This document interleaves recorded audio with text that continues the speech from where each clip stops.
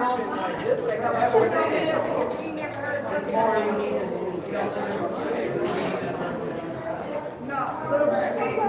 the people.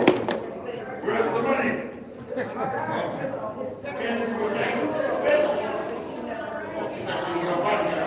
Every day.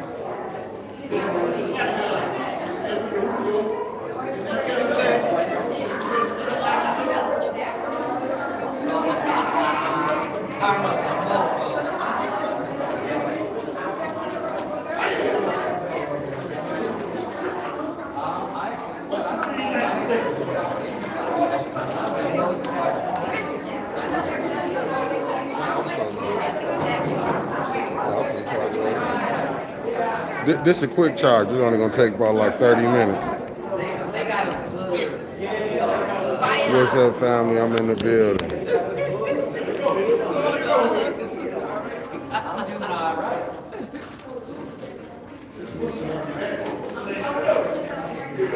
Oh, let me see something. The first meeting started at 4:30. Hold on, family. I gotta get something together. Hold on, I gotta do something. I'm just what I'm saying. I gotta take this off. You said they're gonna do what?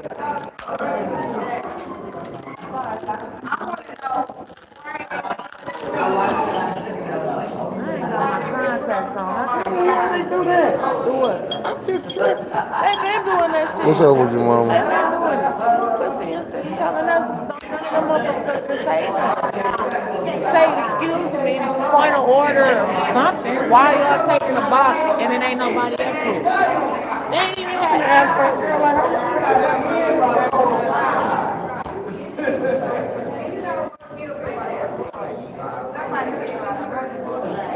I had to peel this shit off my phone.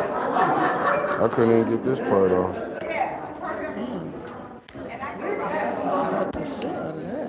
Huh? Here we go. Now, family, we'll be good in 1 second. I'm sorry. Yeah, I'm sorry about that. Yeah, they heard you talking about people. I don't give a fuck how the council people should say something about them taking the damn box. What we gonna say back here? I ain't mad at you. Listen to us. What's up, family? Now let's see how that view looks.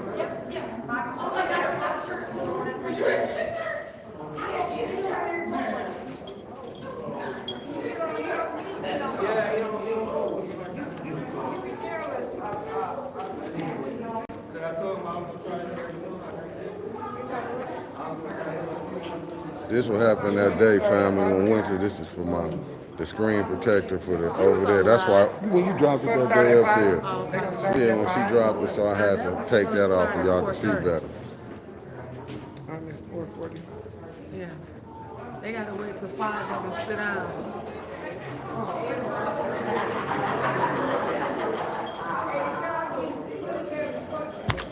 Ouch. They called the meeting to order again, and they took the box. So what I was saying was, why don't the council people say something about that? We can only do so much as citizens. I've been saying that shit for like ever. They need to go up there and say, excuse me, but why y'all calling the meeting to order? And we ain't even got a quorum. They steady walking in and they call the meeting to order so they can just take the box so people will speak. It's crazy, but what are we supposed to say? We get up there for public speaking and say something, they just ignore our asses. As I've said before, say something from your council seat. It kind of will hold a little bit more power. That's all I'm saying. It is now time to read of the disorderly person city code subsection. Any person that persists in disrupting this meeting will be in violation of Flint City Code section 31-3. Mickey, I don't know where Mickey went. Hold on, I'm trying to flip this around. For what reason these items may be action other than roll call.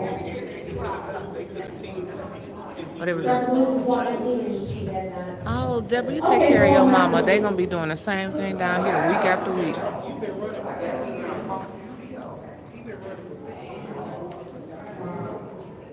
Any person who prevents the peaceful and orderly conduct of any meeting will be given one warning. If they persist in disrupting the meeting, that individual will be Are there any requests for agenda changes or additions? Good stuff. Councilman Burns, you have the floor. Hold on for y'all to do this.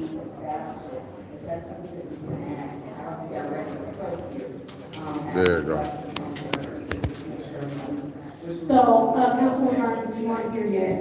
At the time, Dr. Lewis was walking in when they had already finished roll call, so we did have quorum established. She just didn't get her name called because she wasn't in the seat. You're welcome.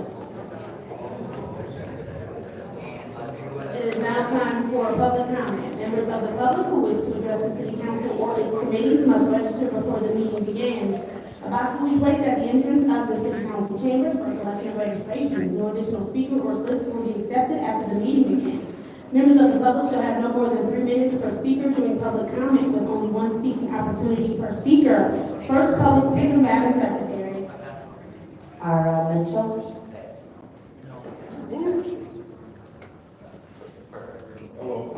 Hello, council. I'm Mario. Let me put the guy East Flint Avenue. For the record, I want to address the situation about election. Last week, we went to election and I went to McDonald's to get breakfast. And the people ran up to me and said, "Hey, listen, who won?" I said, "Man, I ain't in that yet." He said, "Yes, you do. Who won?" They really got mad at me because I didn't. So, you should have seen that situation. And now, I said, to come to the city hall, the next day, and the same thing happened. But I know Dumas was in there in the election. I'll wait till I go to church. Now, Deacon Dumas go to my church. I went to church last week. The pastor said everybody knows 3 people. And somebody tapped me on the back and he hugged me. But this week, he was nowhere around. I'm thinking he was going to talk to me about the election. Because I went to church. Through the church. And then I noticed everybody mumbling around. I accidentally heard, you know what happened to Dumas? They said, "Brown the sky rolled up and it just practiced a sardine can." But I said, "Man, so they called me eavesdropping." But some saints, the real saints in the church, I mean, all the churches in my side, but one of them named Denise Williams, he said, "Dumas, you only had 3 good scratches on it. It had to be an angel. Once it starts up, they turn it to him like rays. You only had 3 black eyes, they try to say he had 4 black eyes." And another thing, that's still. I said, and then when they talk, then I figured he's alive, but you don't supposed to be alive. But I'm saying this to say this. Oh, and another thing, it's been about the $10 million on somebody's head, on the neighbor's head. This dude figured out the way to go to the Russian and get pardoned. Now he's the king of Syria, and whoever wants $10 million to do up Ukraine can go over there and get the $10 million, because they won't allow him to see right now and break bread with the Russians. And like I said, America, that's where May God, he got some tenants gonna come through. They gotta come through that territory and unforbidden city like Harry Potter to take care and pick up what he left off after this. I'm the president. You know what they did to that dude they talk about? He's the president. Black, and they killed him anyway. Beat him to death. And they beat this dude, the king of Syria. Just like the hotel, like they do this up. Some black cats, seeds, and all that. Like you in, watch the United States. Everybody will get judged for doing. Did you tell her? Based on this way, take y'all. Get shot down. She could just be out there. Thank you. Next public speaker, Stanley Woods. All right, so I really went today to, getting me, and I knew I was going to get arrested, so I had to leave. So I want to start off with apologizing to Councilwoman Winter Carter, Councilwoman Murray, and Councilwoman Pfeiffer. When I was addressing you guys on Wednesday, I kept looking at you 3. And I just want to understand, the only reason I was looking at you 3 is you 3 were looking back. So, it wasn't nothing personal, I was looking at you because you were looking back at me. Alright? I know today that we get released for the city of Flint and also the expanded public safety plan. Ms. Burns, when did the original safety plan come out? Just wondering. All right, and I only got 3 minutes, so I gotta make this quick. I gave you guys a little history lesson on the First Amendment a couple weeks ago, and that's when you guys violated that by shutting somebody up on Wednesday. I want to talk about what's corruption. I know everybody for some reason thinks corruption is just about money. Corruption is the abuse of entrusted power for personal gain. It typically involves dishonest or unethical behavior. That's the important one, unethical behavior. By persons in position of authority, such as government officials, business leaders, or law enforcement. There are many forms of corruption, including bribery, well, that's happening around here, embezzlement, nepotism, fraud, extortion. Corruption can happen at any level, local, national, international. It undermines the trust, weakens the institution, and hurts the economic and social development. So when I talk about corruption from time to time, it's not about mismanagement of funds or anything like that, although we know that's going on. Councilwoman Mouchette, you said right at the beginning, as you take your little speech, you normally do, no more slips will be taken once the meeting starts. The meeting hadn't started when they picked the box up. Luckily for me, I got my slip in time because the nice lady over here waited while I was finishing filling out my slip. The last thing I want to say is don't fall for the politics. There is going to be a heavy police presence this weekend. It ain't because of the mayor's plan. This weekend and every back of the bricks has a heavy police presence. They get departments from all over the town. So I don't want anybody involved in any politics when he had his press conference on Monday talking about how the city was so safe and everything. Also wanted to say I'm sorry to the family that lost somebody on Sunday. Thank you.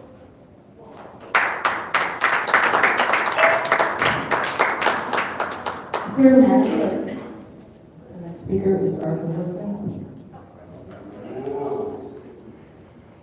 And I got people saying that YouTube is not right now.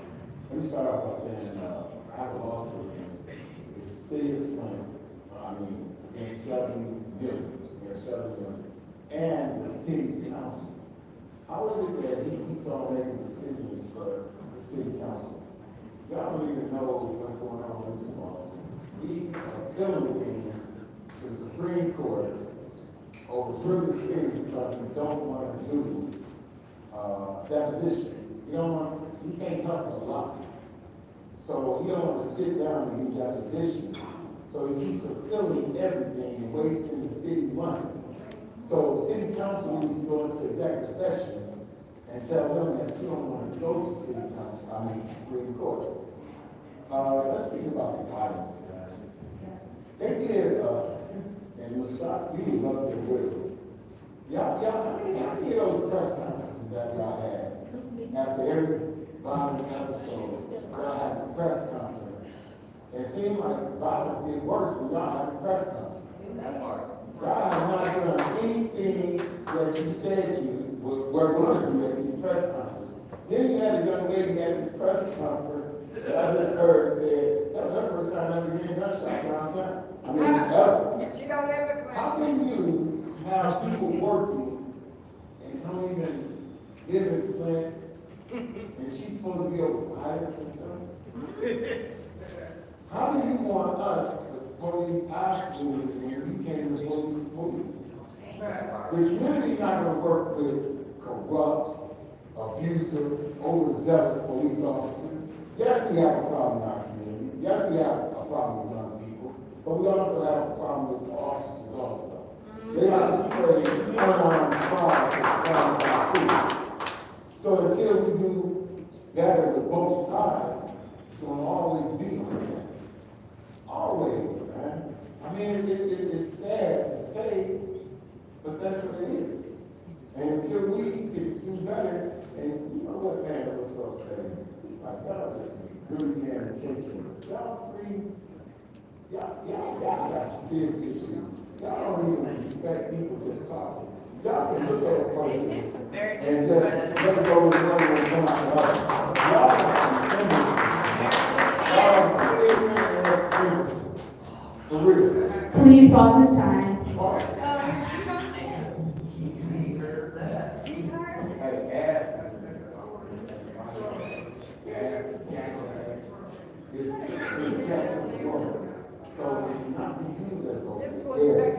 And I'm not gonna fire at the end. So under the first amendment, I can say ass. You do not have the floor and you're still talking. It doesn't matter. You do not have the floor. You should not be talking.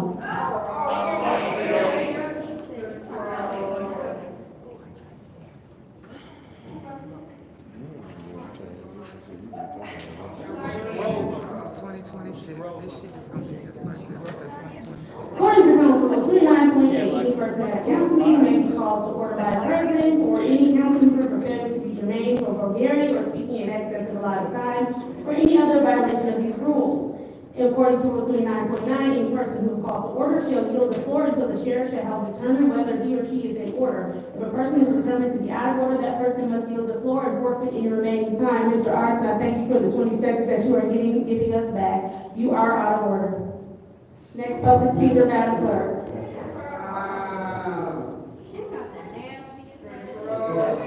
Next public speaker, Madam Clerk. Councilman Pfeiffer, yes. All right, Mr. Pfeiffer has appeared the ruling of the chair. Is there a second? Moved and supported by Councilwoman in the 6th ward. Please put his minute up.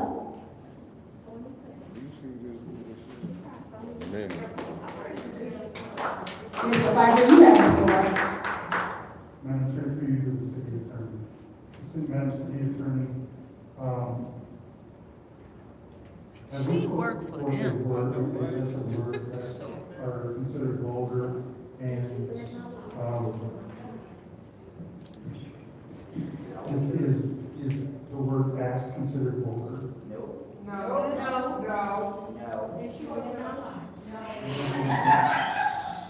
played in my classroom. Madam Chair, Madam Attorney, how can we hold residents responsible for words that they may not seem vulgar, that someone up here deems vulgar? Was there a ruling as to what word was out of order through the chair? She don't know.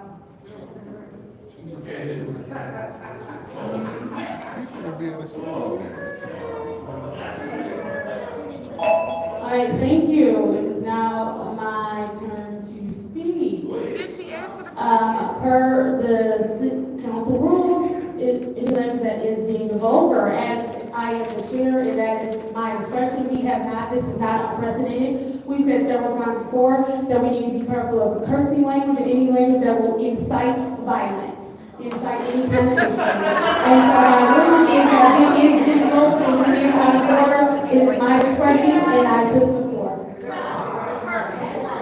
Thank you. This is the roll call vote to overturn the ruling of the chair. Yes will overturn, a no will sustain. Staying down here all night. Roll call.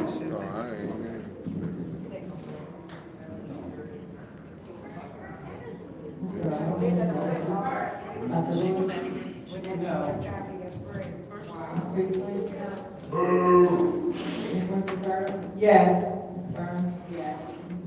No. Speaker. Choose a fake ass constitutional republic. Sounds amazing. That's your first warning. That's amazing. You are removed from this meeting. That sounds amazing. See you later. Next public speaker. Next public speaker. And next speaker is Larry Copeland.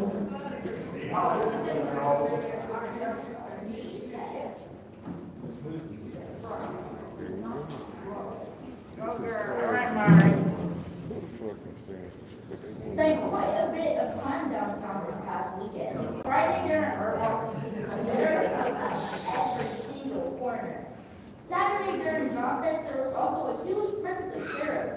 Flint and U of M police downtown to ensure the community felt safe, but yesterday was a whole completely different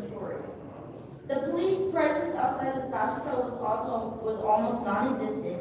You could say that the shooting which claimed the life of a girl that was my age was an isolated incident. But if you were down there yesterday, there was multiple fights, shots fired, guns and people drinking alcohol. I'm disappointed in my city leadership. The mayor, Chief Green, and Sheriff Swanson. Where was the curfew? Where was the sheriff that were paid $1.2 million, not even 2 weeks ago, to continue and expand Operation Arrowhead? Why was the chaos allowed with not a cop in sight? We have a serious problem in the city when it comes to policing. They are either non-existent or harassing peaceful citizens. Chief Green, you are not doing a fantastic job. In fact, we're doing a horrible job. Once upon a time, we had a police chief that actually engaged the community, that was out there talking to people and responding to concerns. Mayor Neely, you said we have to be an example that our young people want to follow, which is funny coming from a mayor that fully supports council members that roll their eyes, laugh at, and ignore the youth that come to these chambers. We need leaders who listen to the youth. We need leaders who want to work with the youth that are out here on the streets, experience the violence firsthand.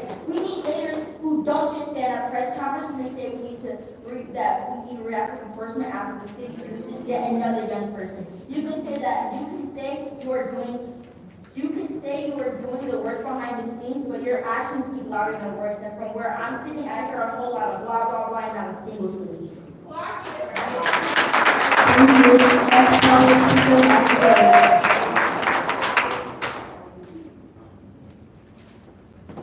The next speaker is Unequal.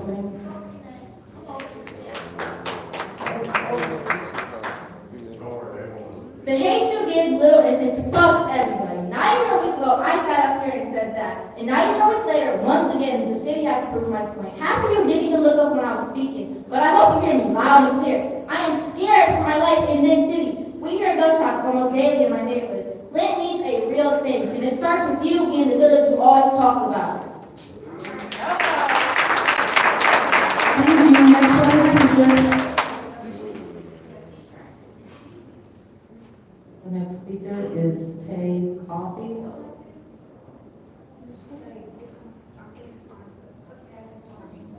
The next public speaker.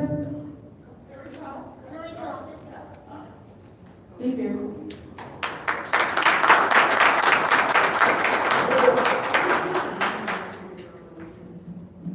My name is Tay, I'm 18 years old.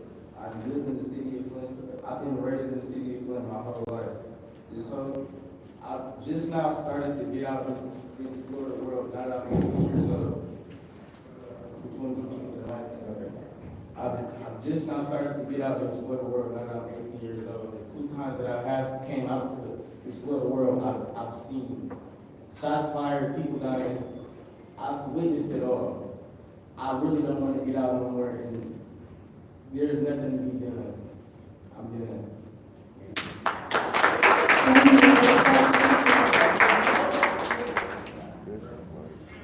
Next speaker is Gladys Benson.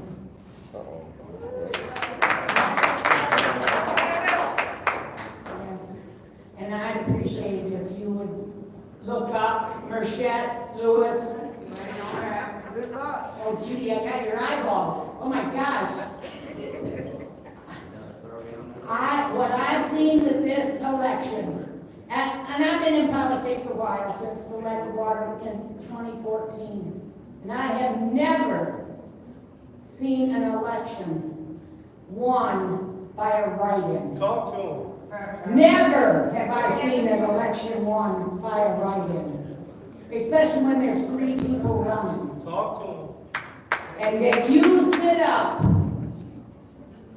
and that the mayor, this man underneath my feet, literally, can sit up and spend money to put a write-in on the ballot, and then, amazingly, she wins. Amazingly. But you know, I'm going to tell you 3, God is going to give us the money to recount them ballots. And you better hope, and we're calling Lansing, and you better hope. Davina, I'm talking to you. Davina, yeah, I'm talking to you, Davina, because I already warned you.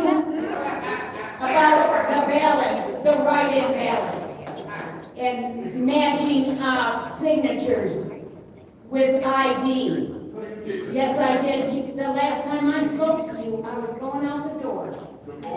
That's right. That's exactly right. And you better hope that we don't, if we get a chance, you're going to jail. If we get a chance, you're going to jail, you're going to jail, you're going to jail, and you're going to jail. If we get a chance, the mayor's going to jail.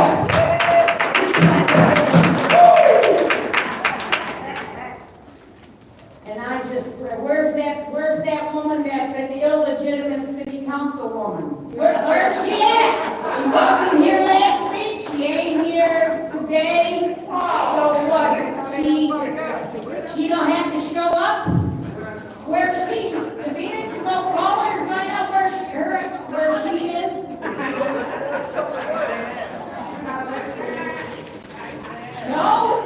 No, well, then you aren't doing your job. Who'd you go call?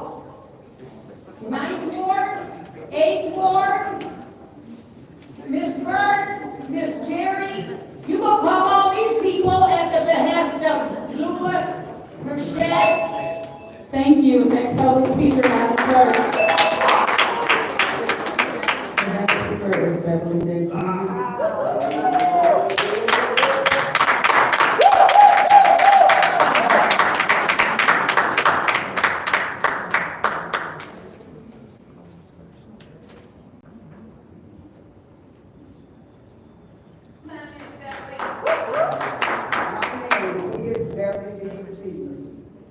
I won the third ward. I just want y'all to let you know, I am filing a lawsuit. Yes. And I am asking for a handwriting expert Yes. to check them writings on them ballots.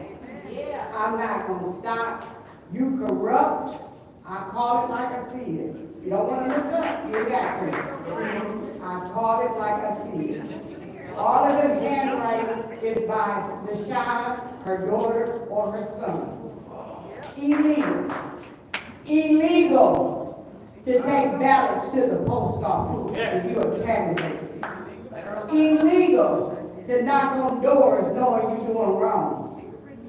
But that's all right, you keep doing wrong. But I need you guys to vote to put Leon out of that seat.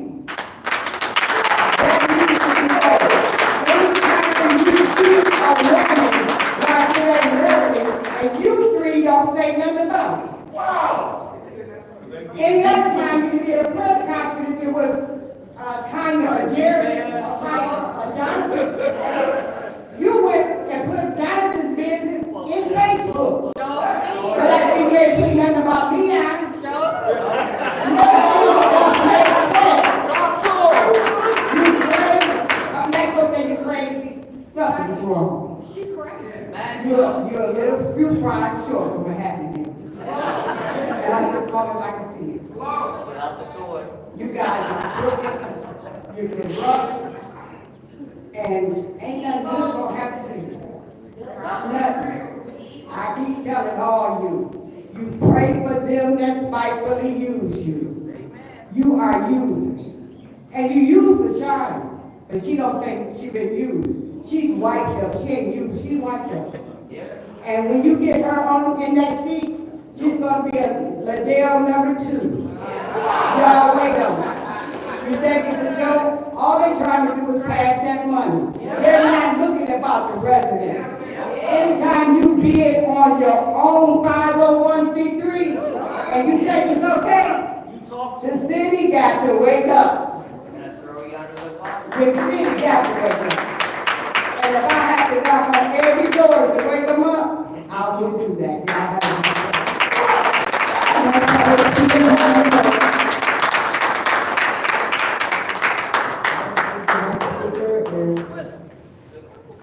Mr. Pantoja Jacques.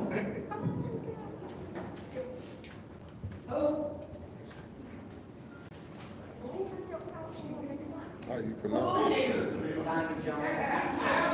Pantoja Jacques. Could you spell that first name? You might not be. First name P-A-N-T-O-G-A, P-A-N-T-O-J-A, last name J-A-C-Q-U-E-S. All right, next public speaker, Madam Clerk. That is the final public speaker. All right, seeing as how that is the final public speaker, it is now time for council response. Council members may respond once to all public speakers. Only after all public speakers have spoken, an individual council member's response shall be limited to 2 minutes. Is there anyone who would like to speak during council response? Is there anyone who wishes to speak during council response? Madam Chair. Councilwoman in the 4th Ward, you have the floor. Yes, I have 3 things I want to discuss. First of all, Ms. Williamson stated that no one has ever won by write-in candidates. Mike Duggan. In Detroit. That's in Detroit. Please pause her time. We're not going to have yelling out. She gave everyone an opportunity to speak. She now has the floor. It's her time to speak. Go ahead, Councilwoman. Mike Duggan. Primary and the general. Brian Barnett, Rochester Hills Mayor. Please pause the time. It's her turn to speak. She has the right to respond to any and all speakers during her time. There is not a back and forth. You had your time. Go ahead. Winning 3 mayoral elections in Rochester Hills via write-in campaigns. And then our councilman in the 3rd Ward. Did you write this all down? Won by 97 votes. Also, I find it interesting that someone who's calling for law and order, and I do agree with that, it's terrible that kids are dying in the street, but called in a bomb threat and was expelled from the Grambling schools. Another person who's saying things are illegal has $25,000 restitution due to your food stamp fraud. Thank you very much. Thank you. Oh, she's taking a side. Oh, she's taking it up.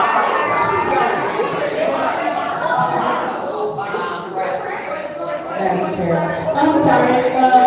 Yes, Madam Clerk.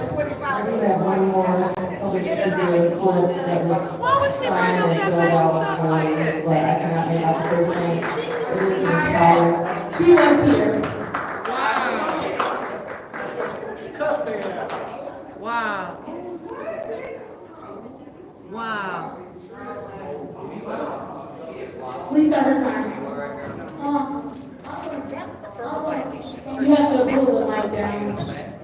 I want to thank everybody who sent text messages, That's crazy, man. calls to my cousin.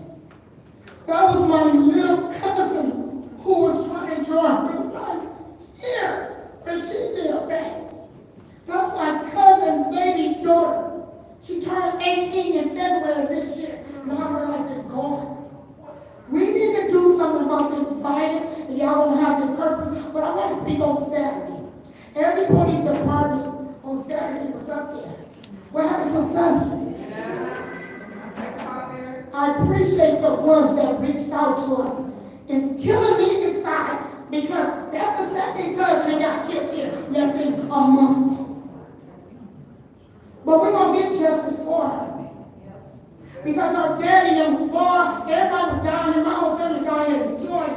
My other daughter was even in an event that was down here. That is sad that people had to run for their life. Y'all got to where people don't want to come. Some of these parents, y'all got to do better with your kids. Control your kids.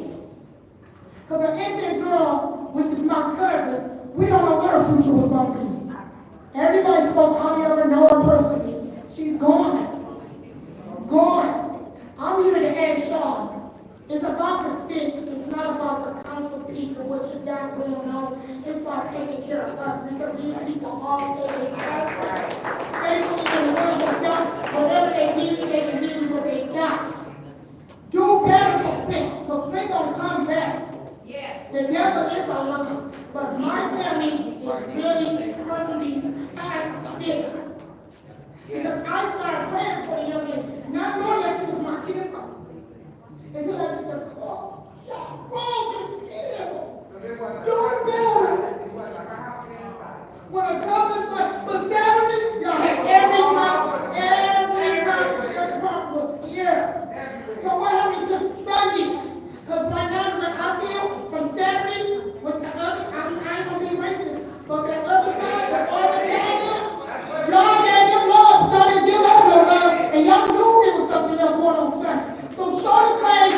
appreciation like you do the opposite race. Give it to us. Because y'all not showing us nothing. Y'all got people don't even want to go to nothing. And quit putting other counties because you're not our counties. What we do, we stand up for ours.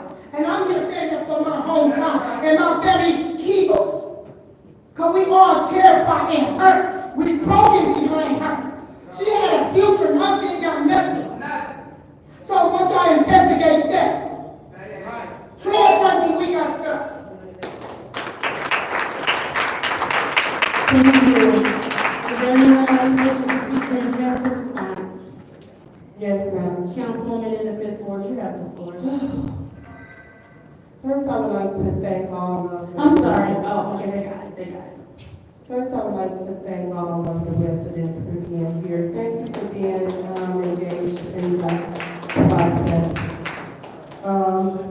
Ms. Pollard, I feel your pain. The young lady that was shot last night, she's a part of my family. She's a part of my family. When is this gonna stop?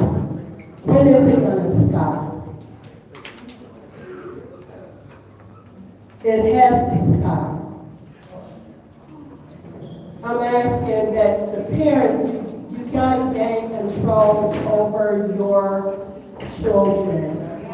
But with that, we gotta bring back the village helping to raise the youth. We gotta bring it back. When you see someone, a youth out there that's doing something that they shouldn't be doing, speak up. I do it all the time. But it's about the approach too. You have to be able to approach them correctly.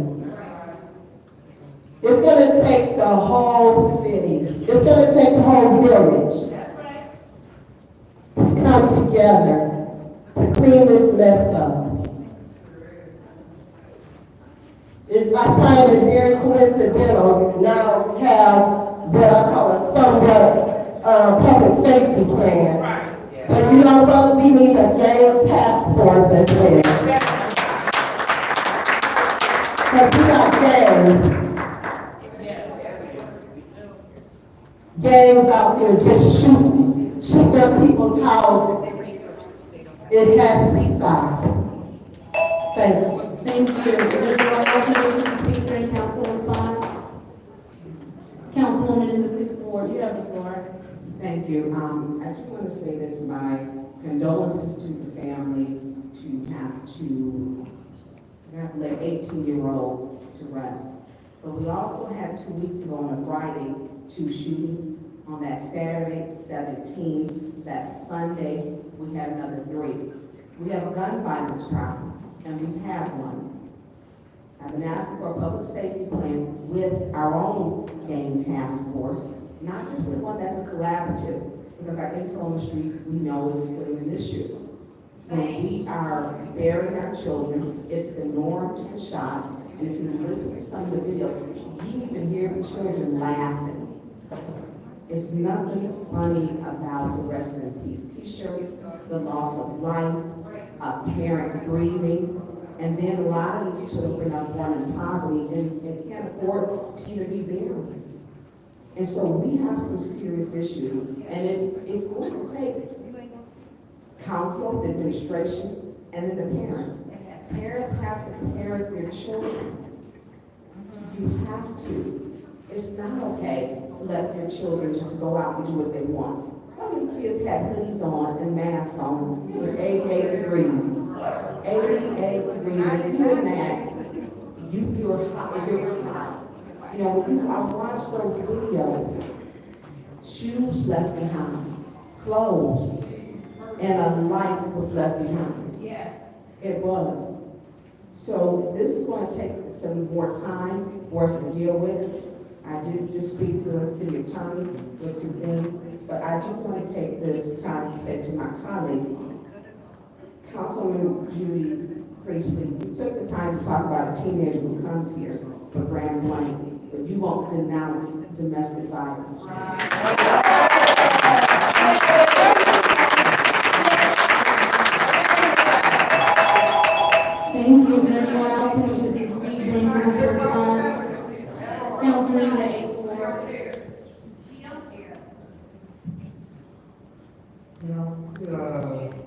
living in Flint is a lot.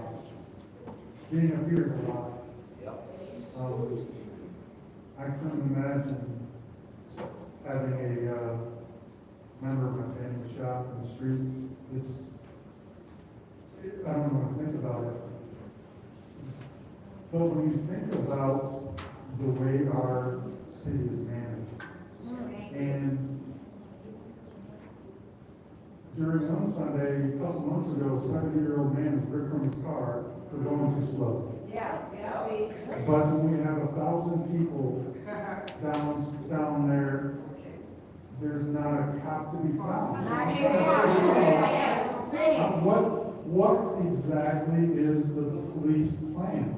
I know Councilman Burns, I think we've been asking for a police plan since we got elected. And unfortunately, it's taken until someone gets shot downtown. Where was all this energy? Where's this energy every week when someone gets shot in another part of the town? Like, why wasn't there a press conference on our 33rd murder? Why does it have to be on our 34th murder? Just so happens it's downtown.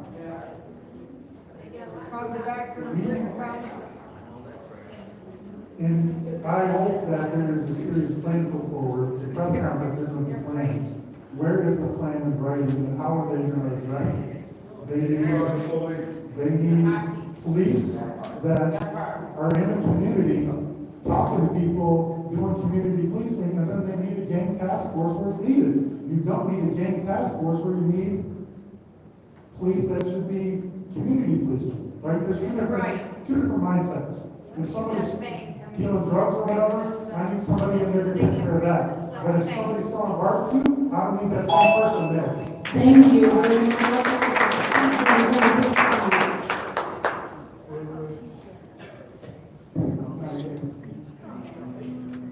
Councilwoman, the second word. Thank you so much. Also, definitely want to express the great things that did happen. Because we gotta shift on it and walk at the same time. They had a great day throughout that. A lot of vendors, a lot of business records drive. And how do I know? I was out there. And then also on Sunday, one of those days started off with a great day. We had great renowned promotion for the entire city. Furthermore, we also had in Brush Park, we had the mini concert. It was definitely a great day until we were making it wrong. And so it is our job as council members not to just talk about it, but to get into action. We had several council members state that they will not work with administration.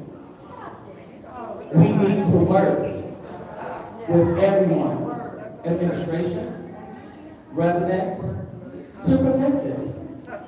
Things are definitely preventable. There's things that we can do. We can promote organizations that are doing the work with these young people. One organization is Faith Foundation Resources. Another one is Involved Dads. Another one deals with Dante Lott, Men Motivating Men. Every Thursday, they have a session from 6 p.m. to 7:30 p.m.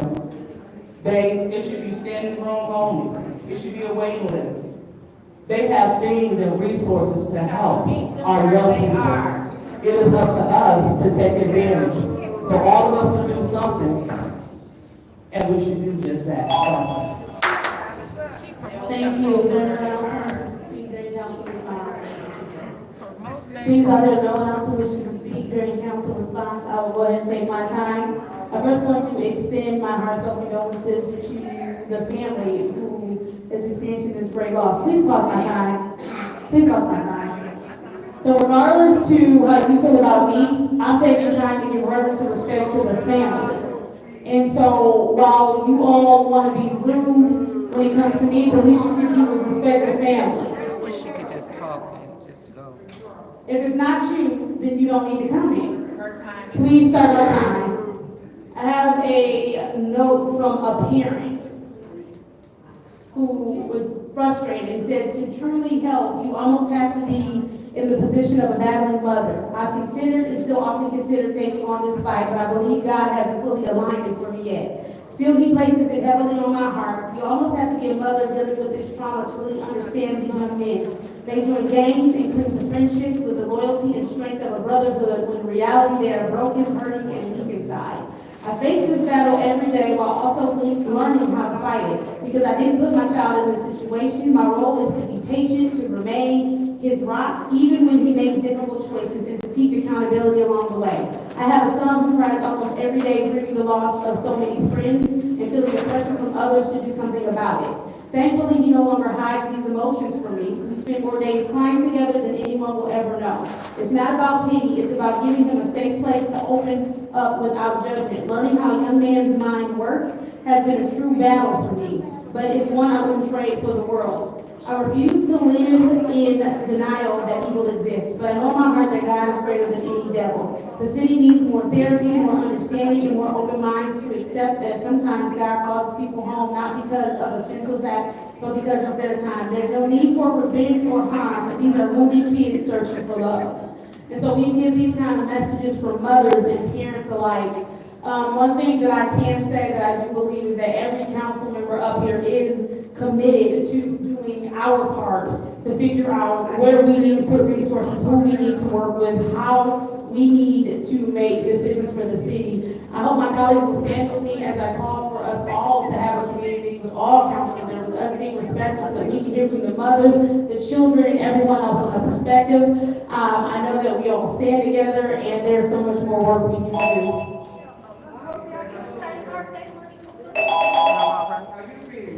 Please stop yelling out. Get the link from the council. Get the link from the council meetings. That's your first warning, Gladys. Moving on to the consent agenda, I will accept a motion for the consent agenda. Councilwoman in the fourth ward. There's a motion to approve to send the consent agenda to council. Is there support? Moving and properly supported. Are there separations? Councilwoman in the sixth ward. I'd like to separate, resolution 2501998, contract police and vandalism water assessment, asset management, reliability plan.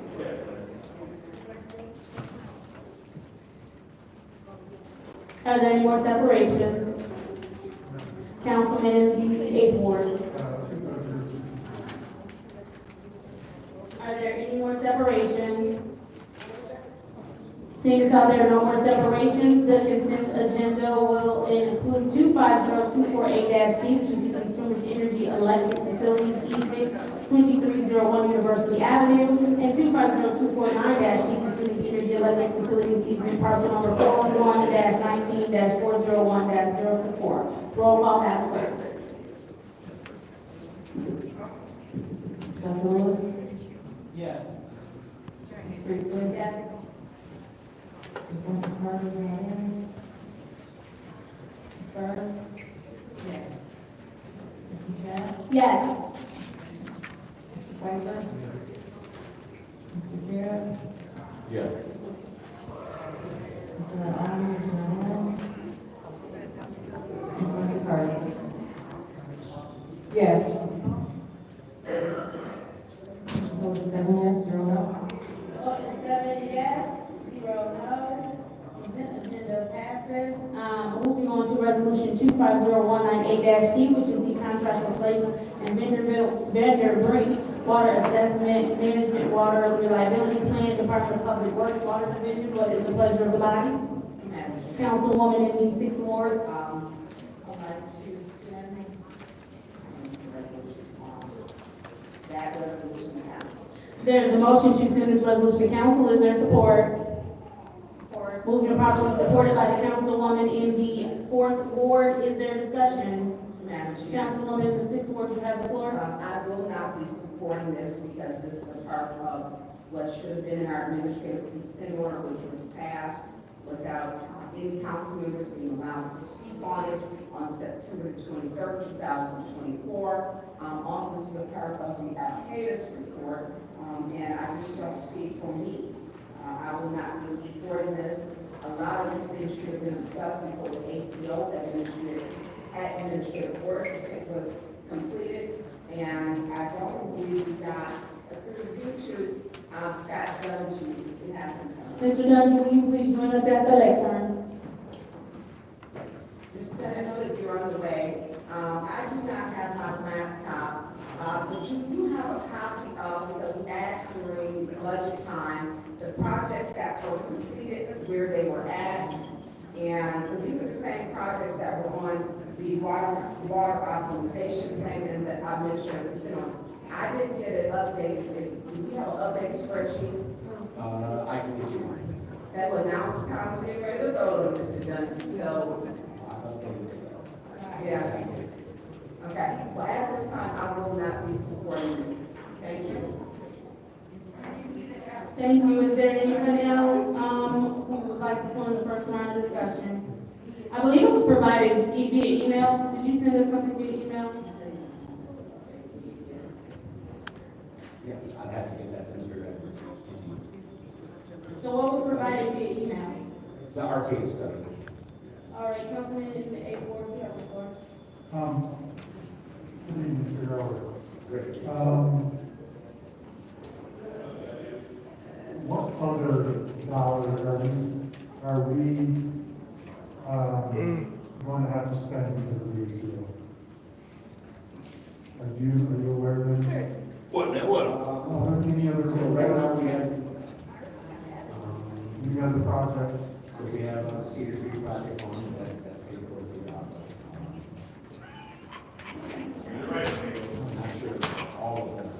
Not sure of all of the expenditures are. I mean, I'm just dealing with the water plant itself. Mr. Edwards, if you could join us at the lectern, please.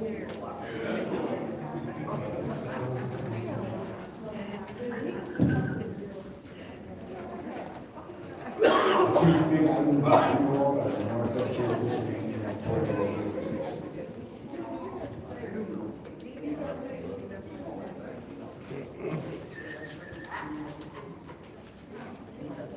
Mr. Evers, are you, together any kind of a budget on what items are in the one process to comply with the Just a total budget.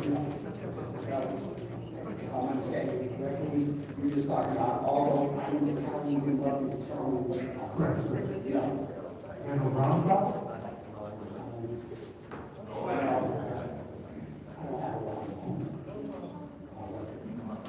These are just mandated items that the state says we need to take care of, and that's all part of the agreement with the EPA. So there's a mutual agreement between the EPA and Eagle, what requirements we need to meet at that point. And some of that's positions, when you talk about knowing all the components, some of that has to do with positions, so that also has to do with dollars that will be set aside to take care of those positions. So, what about like any reports or projects? We have any kind of idea of dollar amount for those outside of the positions that we need to hire? No, I guess it's something that can be put together, but no, I don't have anything, we don't have anything already. I'm just trying to figure out, Mr. Edwards, how many more, $136,000 things that could come before us that are gonna be because of the ACL? Like how many different mandated projects or, any other mandated reports or? All right, let's move.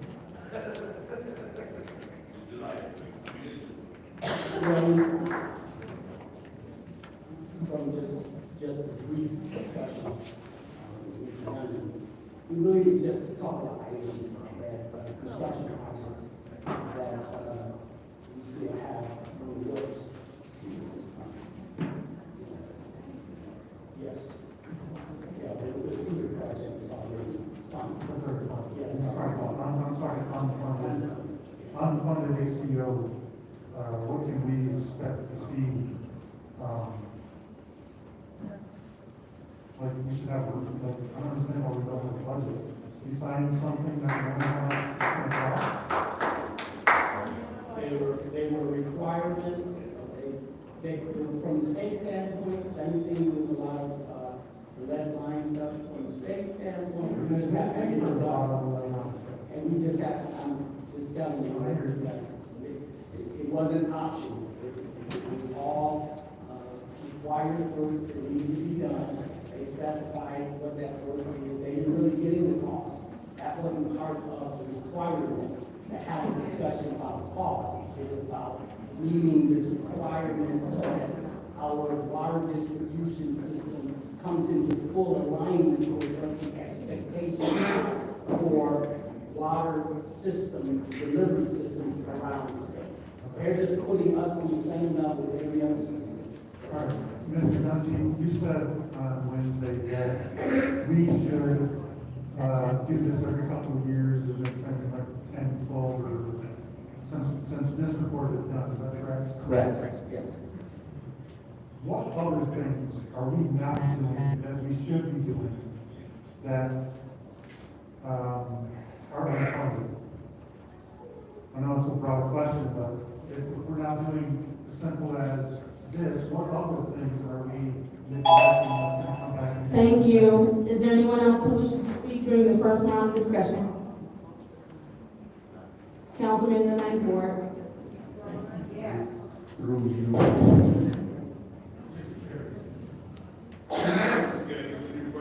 Through you to Mr. Edwards. So I'm understanding that for this project, or for the ACO that the agreement we put into, we don't have a budget per se. Is that to say that we haven't given thought to what this agreement is going to cost us?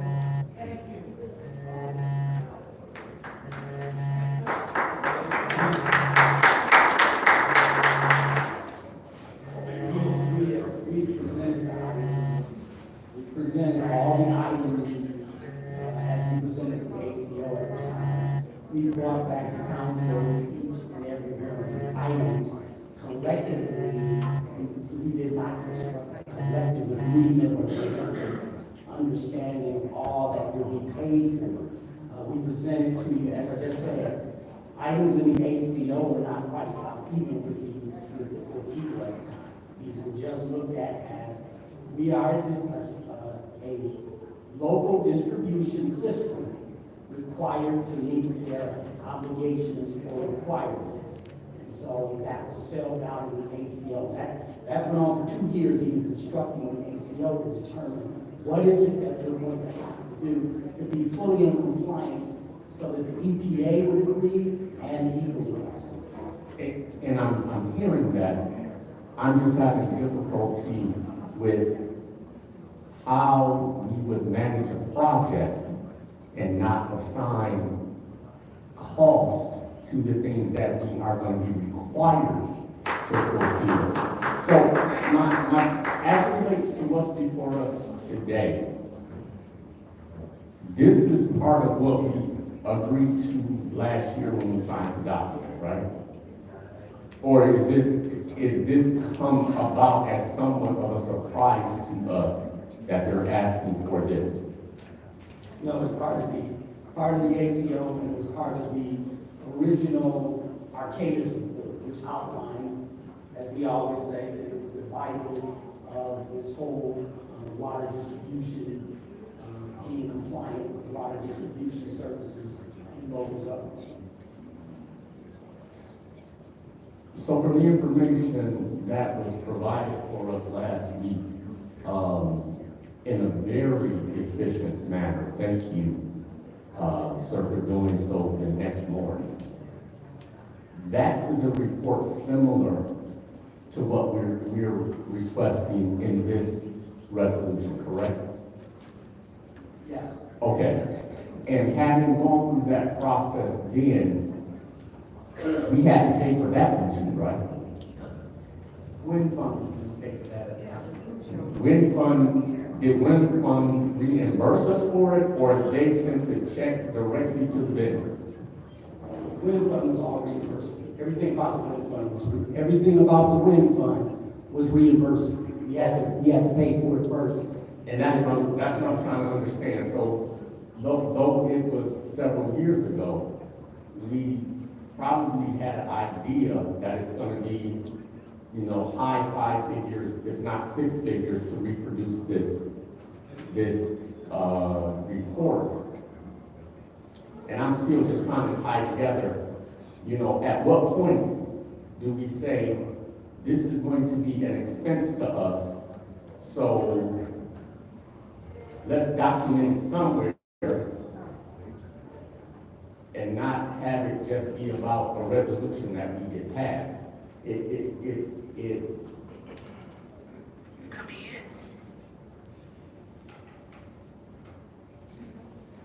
I don't know that it looks good on us that we would actually, I appreciate honesty. I would hope to get honesty.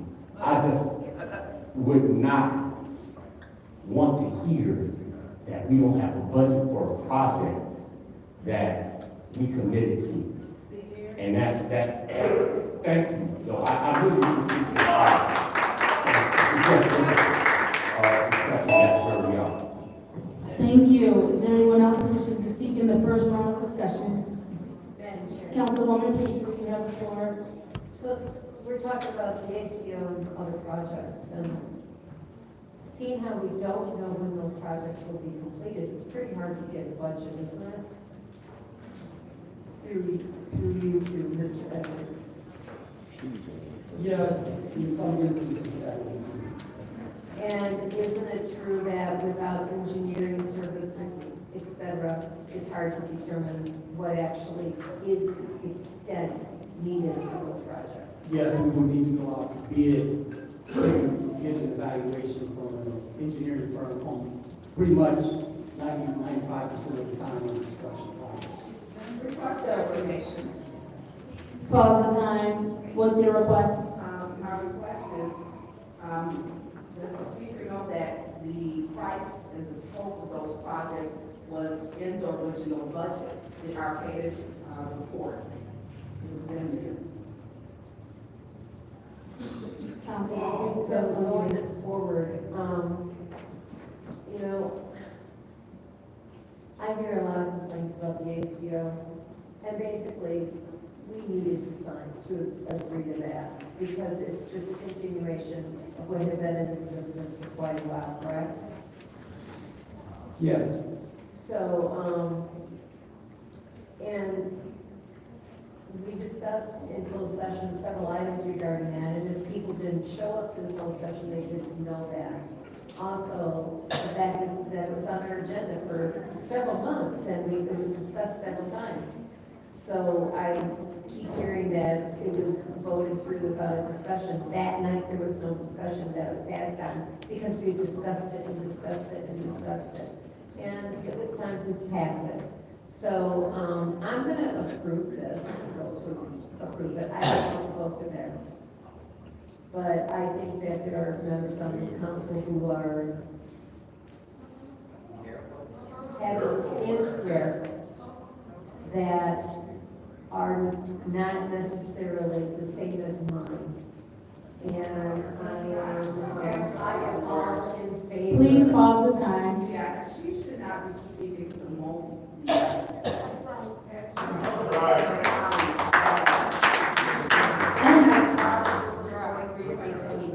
Where she just stated her colleagues who didn't have the same interest, whatever. You can't speak to what our interests are. And you need to know that the price is in the budget already. So anyways, She asked you to say. I want to make our water system good. I want to make it better. And I want to make sure that we have a delivery that protects all residents. I understand that there's issues across the city, but I'm actually thinking that we're heading in the right direction. As I spoke with Lee Zeldin, the head director of the EPA, when he came to town, I said, the biggest question is, how do we get the trust of the residents back? And I said, that's what we need to show and do, whatever way we do, whatever way we move forward. And you can understand that. Ma'am, you are already on your first morning. Stop yelling out. So, I'm in favor of anything that improves our delivery system. Is there anyone else who wishes to speak in the first round of discussion? Yes, Madam Chair. Councilwoman Winfrey Carter, you have the floor. I have a question, Madam Chair, to Mr. Dungy or Mr. Edwards, whoever can answer. When is their contract up? I might give them a second look. Mr. Vandenberg? Yes. Well, that's all related to when we can get enough staff. Don't come up here. Aren't they already Without paperwork. on a contract? Come up here without paperwork. Okay. And then they believe so. So, if I can remember correctly, and I'm just trying to think back, their contract should be coming to an end, right? We haven't extended that because we have not been able to fill the line. Okay. As we get employees, they periodically leave. So it's just by the time I'm ready to give them that notice, I have staff that leaves. So at that time, I have to retain long enough to maintain the lab staff and minimum staff is burning. So, have we, put out any, job offers or, Oh, yes. are the jobs posted? Yes, they're testing that for them right now, but it takes time. Yes. Okay. And how many positions do you have to fill? 2, lab supervisor and 1 lab tech. Okay. And how are we doing with a DPW? What's going on with that? Mr. Edwards? We have, currently, we have one deputy director, his name is Marwan, and he just started. He's working with the 2 plants, the water plant and WPC. And in the product, we're in the process of getting a second and the water service center and streets. Okay, but don't we need to fill that DPW position? The director itself, at this point, we're just trying to make sure that we got the right kind of coverage. The people are coming, the 2 deputies, they will come with the certification on both sides, and that's what we're focused on right now. Okay. Now, getting back to this resolution that we have here. I read that Arcadis report, and everything was pretty much already planned out. So why are we trying to come up with another plan? We only have, maybe three more projects to do, right? How many more projects do we have? Yes, we have the 2 Cedar Streets, 1 Cedar Street, that's Pump Station and Reservoir, then you have Torrey Road. Right. And then the Northwest Transmission, and then just asset management is big. This is the financial portion. So over the last 8 years, we've done all the technical, fixing the equipment and stuff like that, we have to do. But a lot of it is positions and SOPs and water service. Okay. If I may, this plan is, what they're asking for is a comprehensive understanding of all the work that was put together and done to this point. The Arcadis, you have to keep in mind, the Arcadis was done 5, 6, 7 years ago. And even the pricing, Councilwoman Burns was correct, the pricing is in there, but that's 6-year, 5, 6, 7-year-old pricing. So with that, and I think you should have used that Arcadis report as a guide, and with that, you probably should have built in a budget as far as all the different projects. I mean, I know that it has the budget in there, but knowing that things are gonna increase and stuff, you should have been keeping up with that. And maybe, build an increased budget for what we need in the future. Probably gonna ask, there's merits of what they technicalities of all of this stuff, COVID, it changed the dynamics, really changed the dynamics. Thank you. Thank you. Is there anyone else who wishes to speak in the corresponding discussion? Is there anyone who wishes to speak in the second round of discussion? Councilman in the eighth ward. Going back to my first question, what else is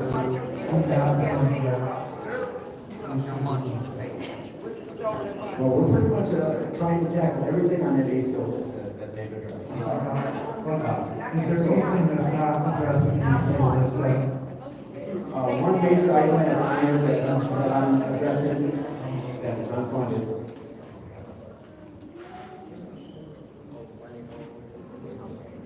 is residential cross-connection inspections. Within the last 5 years, they have mandated that statewide, that all municipalities must do a residential cross-connection. In the past, it was just commercial, but now it's residential. So that means you have to hit every house, every residential house within 10 years.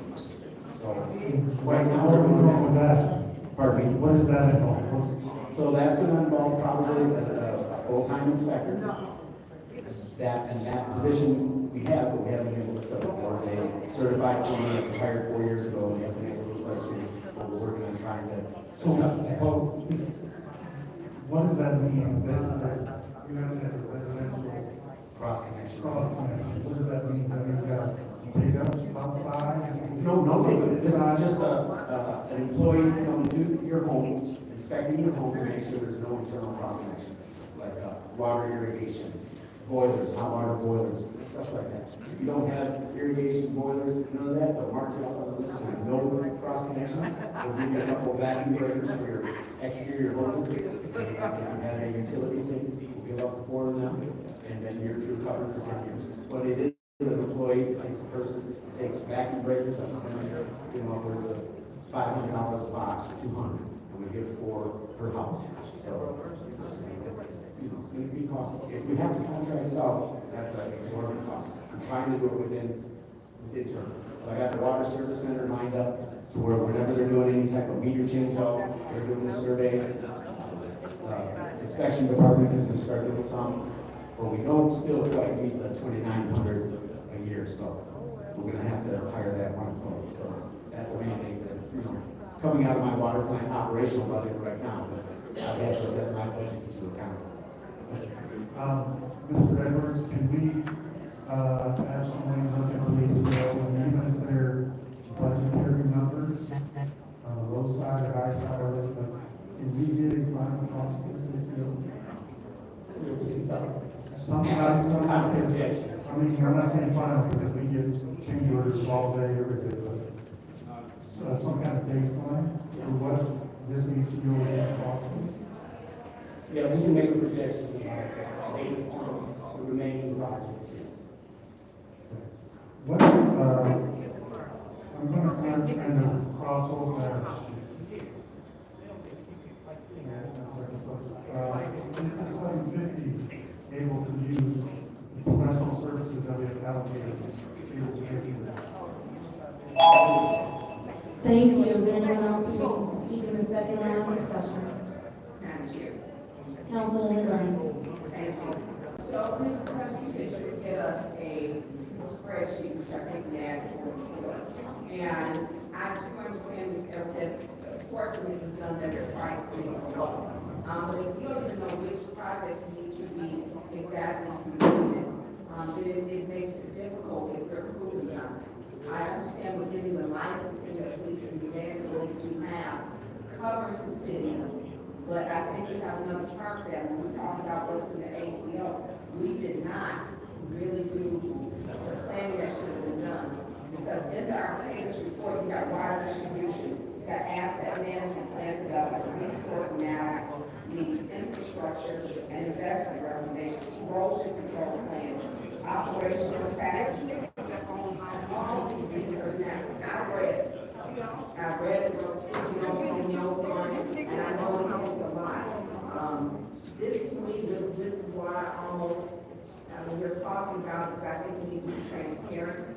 People have a trust issue with this, and just maybe it's something we need to have listen to what the public, because the public was poisoned. Everything, people still, I lived there a month ago, got people sending me water that was different colors of brown steel over in my car, which may have been a rusted out water main.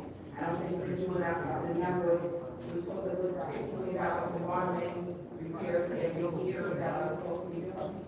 We don't have. They would like up to 10%, but I don't know if it is. Okay, and so this, I think when we do this, it's really hard to make a decision. I get what you're saying, Mr. Edwards, and Mr. Dungy, but it's almost like I think we need to increase water. And that makes me need to do my questions are extensive. And within 5 minutes and 3 minutes does not allow, I think we asked before, maybe twice, Mr. Dungy, we had Mr. Miller before he resigned. He had given the spreadsheet, and obviously we have to go back there to talk to him about things, where we were at. We have not had, I believe, that spreadsheet. I think that we had it updated since, I think there were 22 projects, and I think at that point, he gave the percentages of them, and I don't know where those 22 projects are at.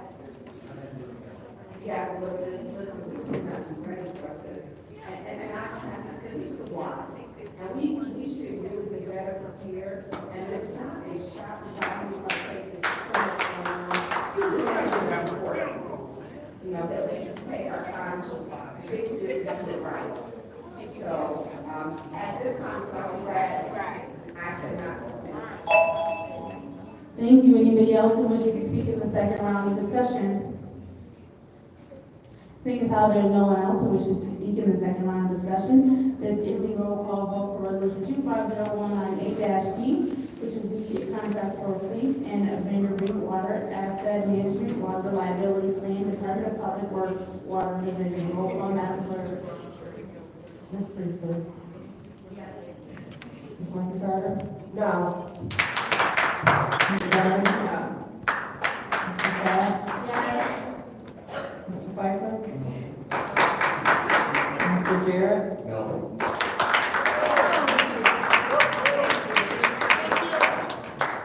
Mr. Allen is absent. Dr. Lewis?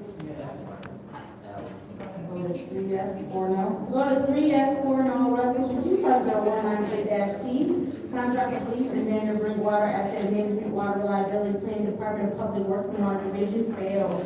Moving on to 250223-T, which is the grant acceptance, financial recovery, technical assistance, CS Mott Foundation. What is the pleasure of the body? Councilman in the 8th Ward. Okay, Councilman Pfeiffer has made a substitute, substitute motion to send 250198-T back to finance. It's been supported by Councilwoman in the 6th Ward. Roll call, Madam Clerk.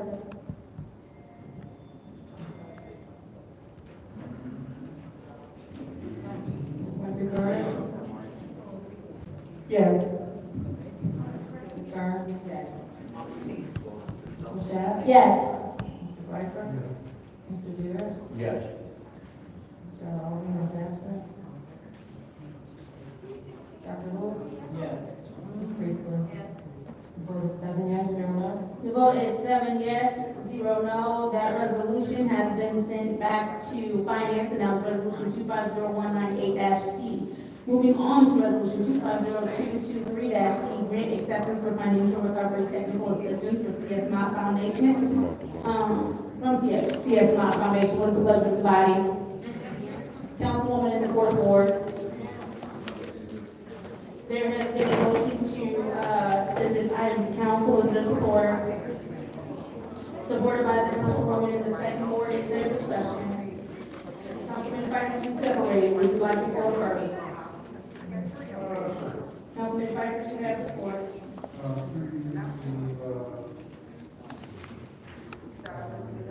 Is it possible to Seamus? I think Seamus and Bill, would you please join us at the lectern?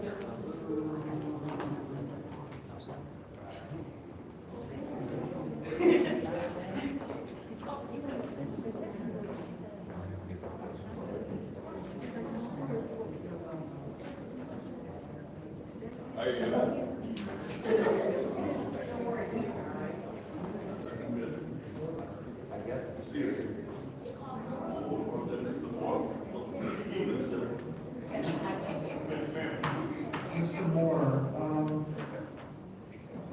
I have the same questions that I'm about to ask I had on Wednesday. We didn't underfund any departments, so what are we gonna reallocate this $750? Have we already had one? The original plan was to use fund balance if we did not receive the grant. If we received the grant. Right, but we received the grant, so where is what are we gonna do with the other money? Because right now, I don't wanna approve this one without doing a budget reduction on the same amount. Because no offense to you, but, I don't want additional people hired that we can't afford. And this right here allows that because we're getting the grant, that's great. You know, we want the money, but now you still have the authority to spend the same amount of money that we've already budgeted. Yes. So what's the plan with the $750? I understand we're just going to put it in the budget fund, but then where's the budget amendment to reduce all of these categories by the $750? We have parallel because it's sure that the council discussed before was that they didn't want to have revenues less than expenditures. This brings that gap closer. But we still have over budgeted now by $750 in these positions, correct? We've already budgeted for the complete salary, not knowing we're gonna get this. We got this, so where's the budget amendment to reduce these departments by this dollar amount? We haven't prepared one. We assume that we want to reduce the gap. See, but we do that, and then it never comes before us, and then the administration hires 12 people, and then we can't afford them, and then that's not saying you're doing it, but that's the way that this administration works. Yeah. And I'm more likely to approve this, but I want to see a reduction by this dollar value, so that we don't get handcuffed come next budget season saying, well, you approved $750 and now we've got 12 extra employees, now we gotta raise their budget by this amount of money next year. Because there's no guarantee that we're gonna get this next year, and without a reduction in each staff department by this dollar value, we're leaving that money on the table to the administration to do whatever they want. So a lot of these positions are grant funded. But there are budgets, The grants have specific usage for those funding, so it's not like we can. No, I'm not saying that. Okay, I just want to make it clear. It's not that we can use this to pay for somebody and then free up that to pay for somebody else. No, but the monies that we've already allocated can be used for that. Once we take these dollars and move them into this, now the monies that we've already allocated in the general, that we didn't know we were getting this, can be used for whatever they want. Well, we did know we were getting this, I got the award letter the night the budget was adopted. I brought the award letter to you guys to show you. Yeah, but we didn't reduce the budget by the same amount as the work. I think your doctor was actually the, 2025 budget. Right. Which we didn't reduce in this department. Thank you. Is there anyone else who wishes to speak in the first round of discussion? Madam Chair. Councilman in the ninth ward. Thank you through you to those at the podium. In this right here, is it allowing for us to be able to fund new positions? The positions that you see that you have in front of you are the positions that it funds. Okay, are all There's two of those are currently vacant. Which two are they? The Community and Business Services Director, the Director of the CBS Department, and the Grants Management Officer. There are two current vacant positions. So grants manager off. Grants Management Officer and the first one on your sheet. Okay, are those new positions? No, one of them was Ms. Dora's position, and the other one was my old position. Okay. Now, what direction or oversight did MOP dictate by way of the allocation of the FTEs? They wouldn't fund 100% of the funding, so we knew what other percentages were being funding the positions out of other grants. We knew where the gap was, and that they would fit that gap to help us. So we determined what percentage of FTE for these persons short of 100%. Based on what we currently had available in grants that were paying for the position, we told them that this is where the gap is at. This is a financial recovery grant where they hit in and sit the gap, but they were never going to fund any of them at 100%. Right. Well, what I'm trying to understand is, for example, the Community and Business Services Director. Someone in the city, whoever was giving oversight for this, determined the 0.32 FTE. It wasn't that MOP said, this is the amount of FTE for this position. No, it was basically, we knew what was currently available, and then there was a gap of. So we showed them the proof, we give them the evidence and the reporting, we have the back and forth conversation with them. This is not an overnight thing. This takes months of discussions with them to get to this point where they actually agree upon, okay, we'll do this part. And then we follow up with the reporting. So when we report to them, we don't report on 70, we report on 100% for every position. Can you help me understand what professional services looks like? What exactly is that? So we have the Community and Business Services Department that utilizes, let me just bring it up here to have minutes.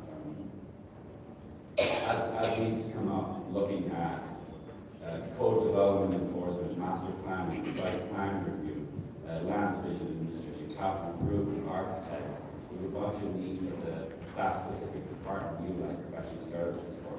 This will help pay for those going forward, to streamline a lot of the work, to get projects done a lot quicker. This one will help for that.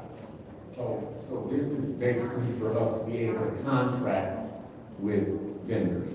Yes, contract with vendors, yeah, to provide services. And are those services specific to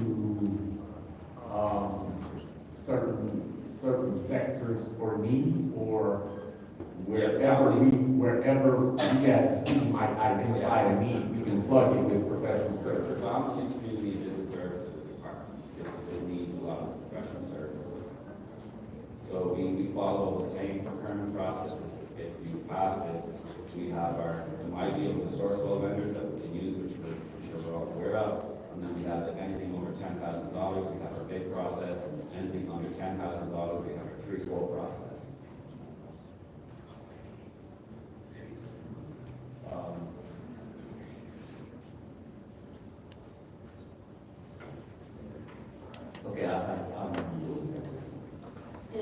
who wishes to have the floor in the first discussion?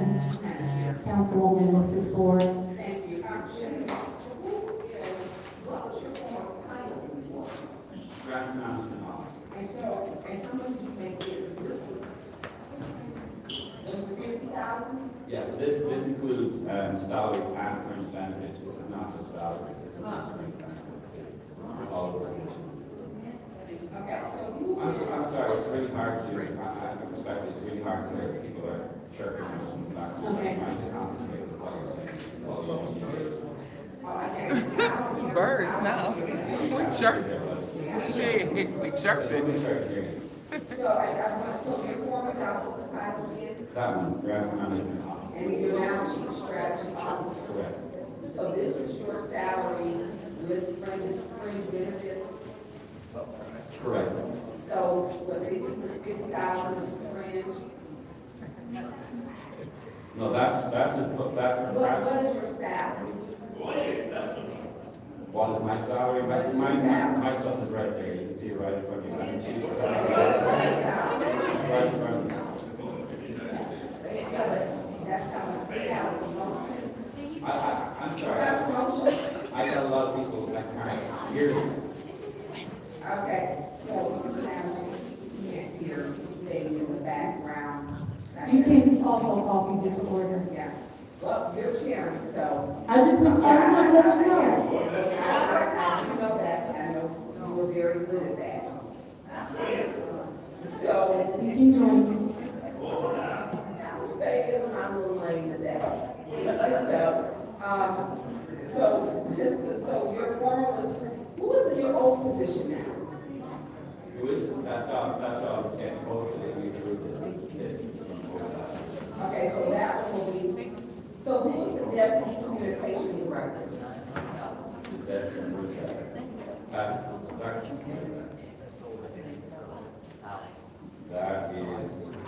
posted currently, that is posted on our. So can you tell me, tell me if someone is in this, Correct. like, in the job, and you have this in front of you? Yes. Can you start at the top and just go down so I can write it in? So, the first one is posted on our website, currently vacant. RL, can you have a seat? The second one is. Madam Chair. Please pause the time, sorry. Point of order. Yes, yes. I want to see it. I want to hear how much he did. We have the right. And that's fine, but I need you to sit down while you do that, please. Thank you. You can't do that. You're not able to do that, the data list. All right, go ahead. Stands to disability. Okay. Second position is, Phil. Okay, that's the titles. Correct. Okay, all right, okay. The third position is Phil. Who was that? Because you told me who didn't feel good, please. I don't know all the departments. Is it Steve? I think it's Steve. Okay. Zoning. RL, stop yelling out. Can you, whoever that was, who was that?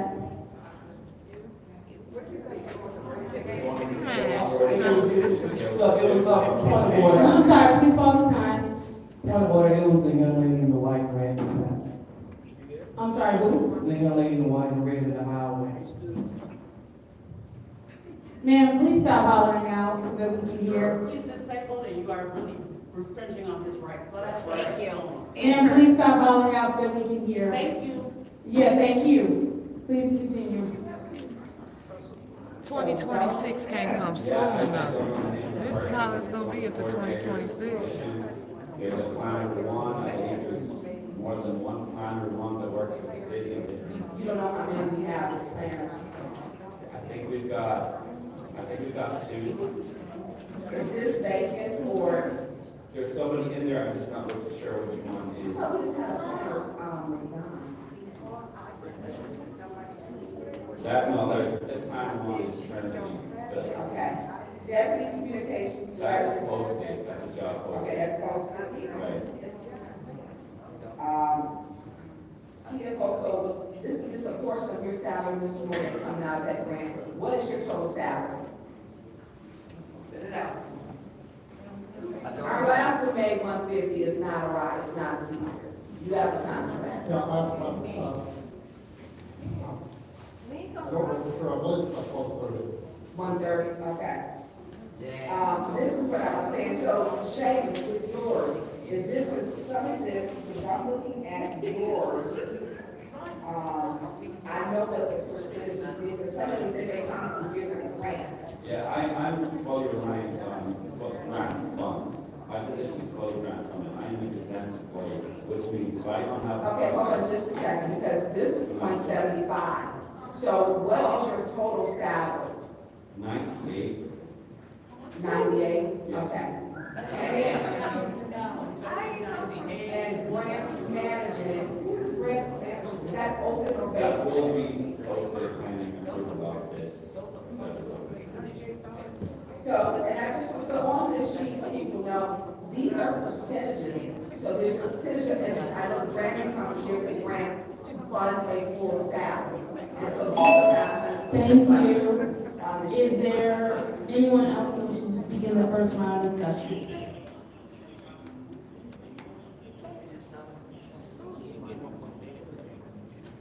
Anyone else in the first round? Anyone in the second round? Councilman in the A4.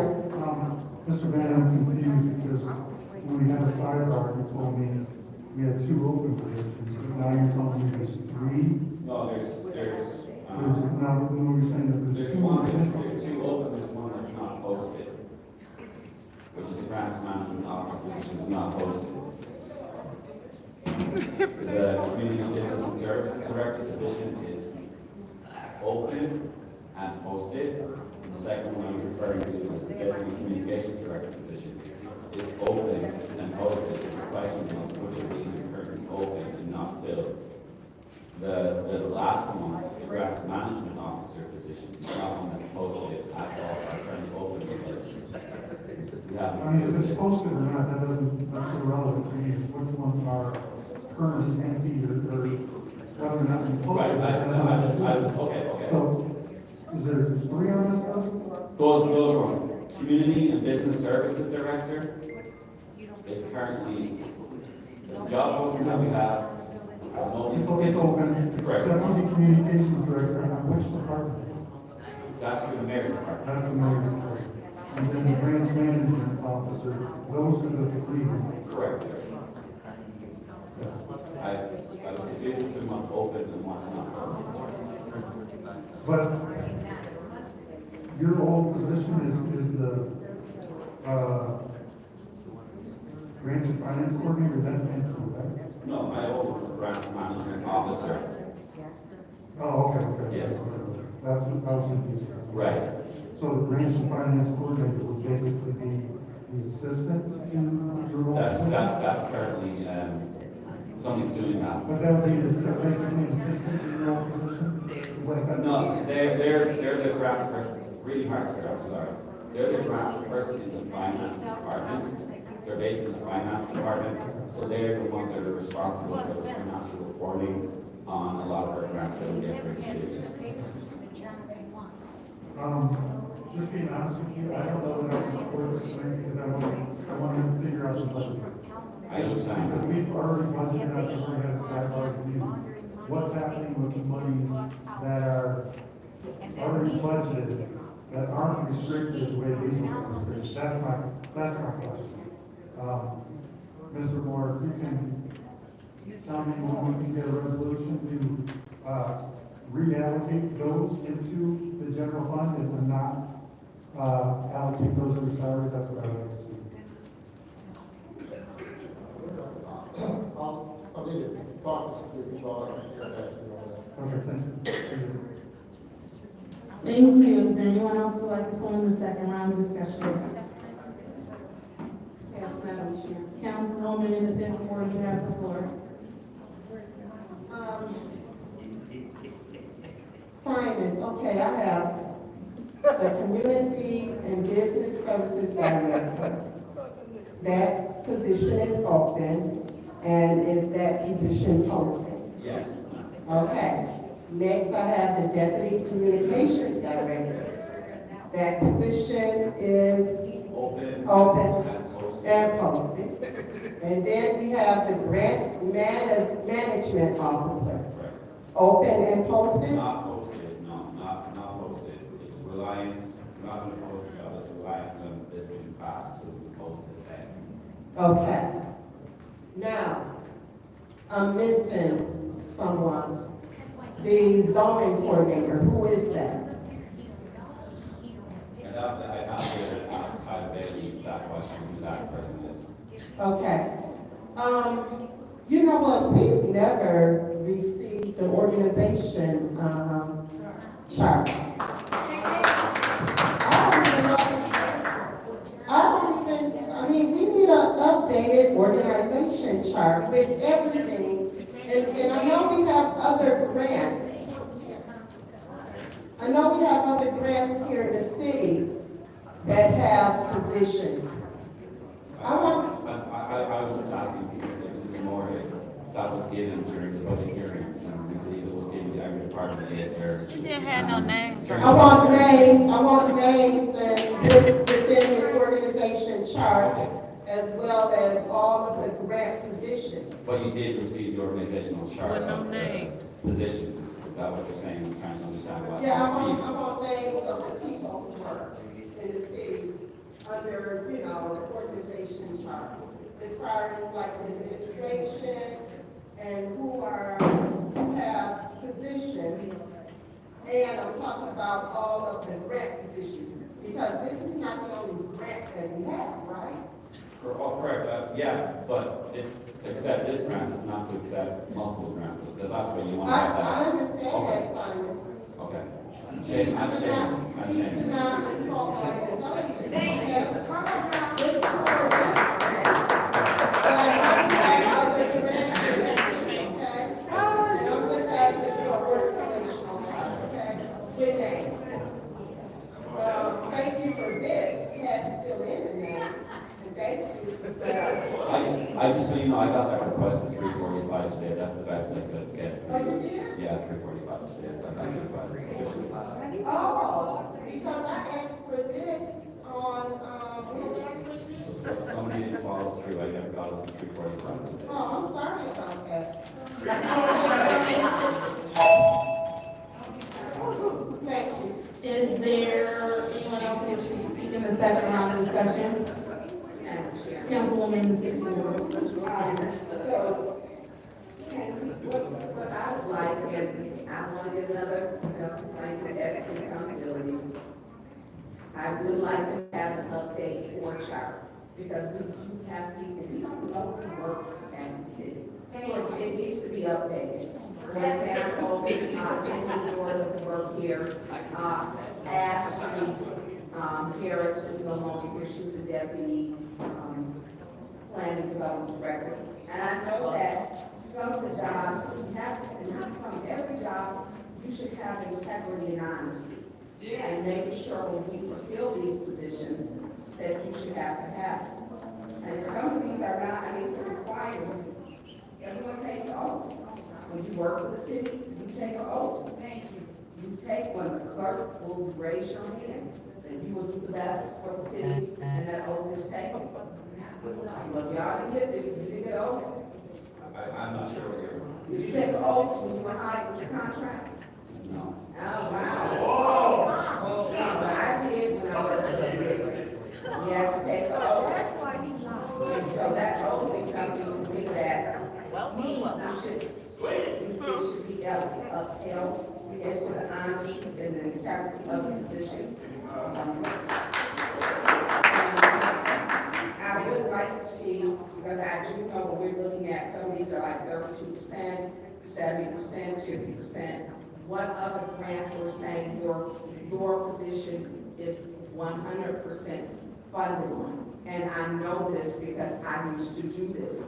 And so, and it's being transparent, not stating that you may not be doing your job, and for me and you, and I'm fully transparent. I'm moving forward, and I want to make sure these positions, you used to put the people answer questions.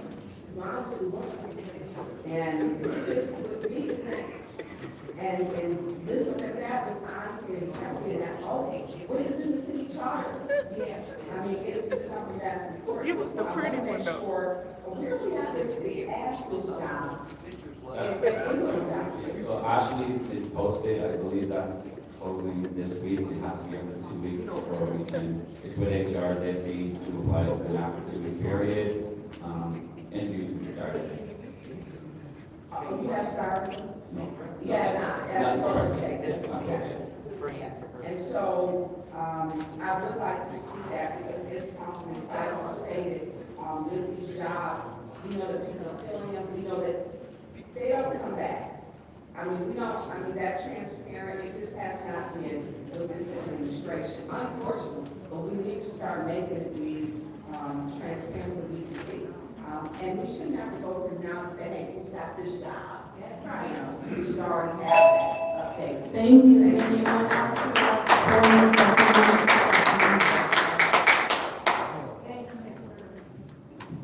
to Is there anyone else who would like to close the second round of discussion?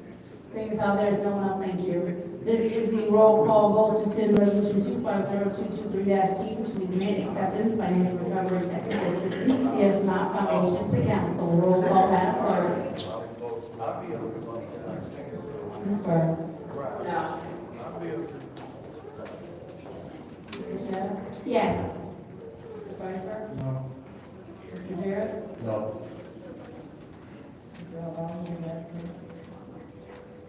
Dr. Lewis? Yeah. No. The vote is 3 yes, 4 no. That resolution has failed to move to council. It is the pleasure of the body. Councilman in the eighth ward. There is a motion on the floor to send the previous resolution to finance by Councilman Dennis Pfeiffer. It is supported by Councilwoman in the sixth ward, Tanya Burns. Roll call, Madam Clerk.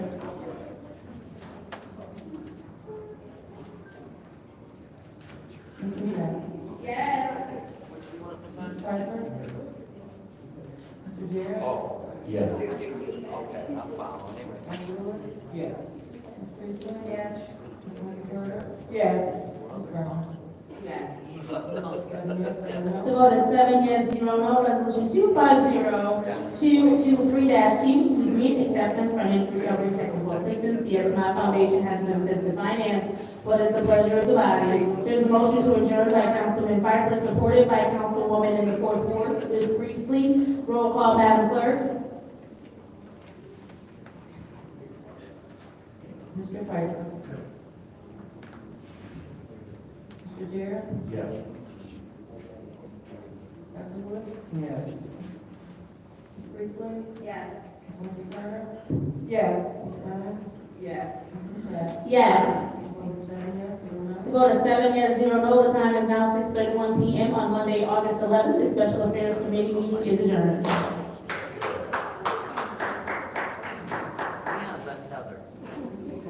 This is a reminder to anyone who wants to participate in public speaking in the council meeting. Now it's time to fill out a slip. You do not have to fill out another slip if you already filled out one from the previous meeting.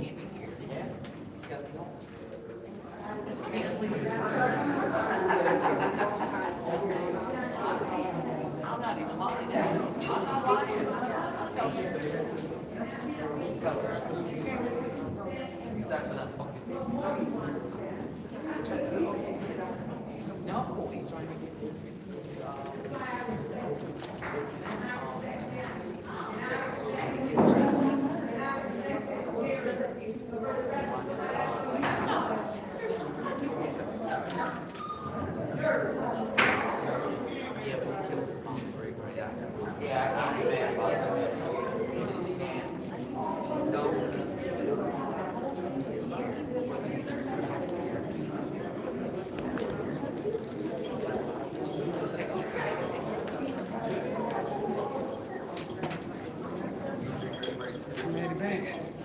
Put your name in the box.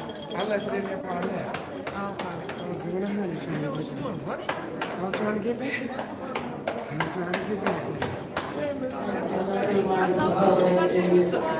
Yeah. If I have your attention, if you saw a speaker slip, please make sure that you fill it out in its entirety with the And the signature, date, and check mark for the meeting.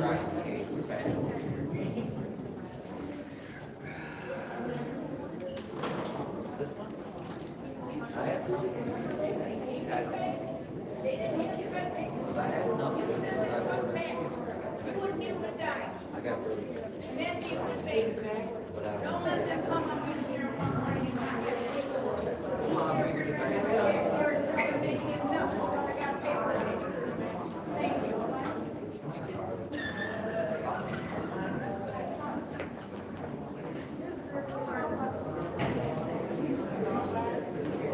That's my councilman. I respect my councilman. I don't mind our money. And I have told him many times. As long as you do up there what you do in your banks. If somebody came to your bank, $1 million, and didn't have the proper paperwork, would you give them a loan? Don't come up there. Put me on ethics and accountability. Put me on ethics and accountability.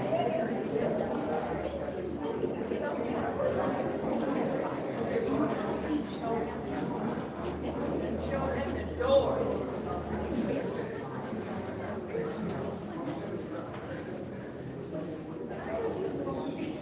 You thought what? I am on my best behavior. This is my best behavior. I'm not cursing. Don't come up here without paperwork of money spent and money wanted. Get out the door. Do your job. You know what I'm saying? But they want to work here. They already think.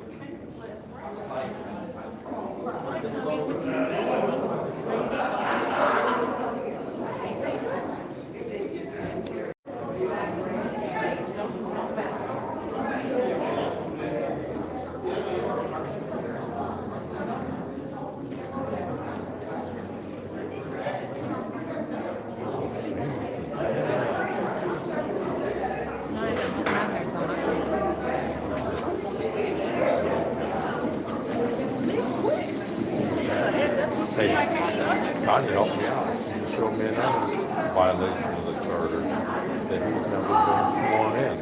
And it's to the point he's supposed to be sworn in. They're just lobbing balls to him. Nobody. We don't have ethical accountability. That's sad. And they know it. And that's why they're doing it. Absolutely.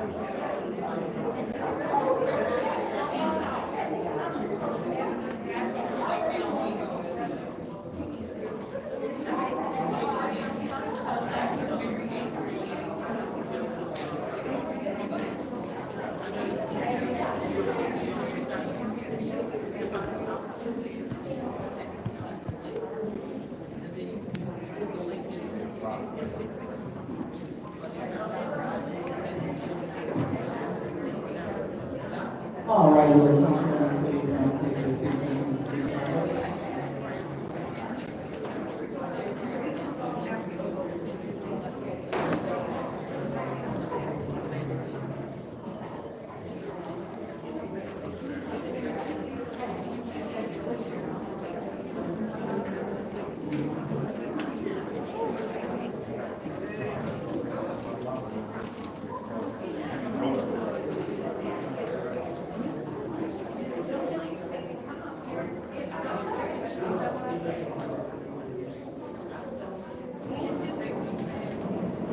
All right, Madam Clerk.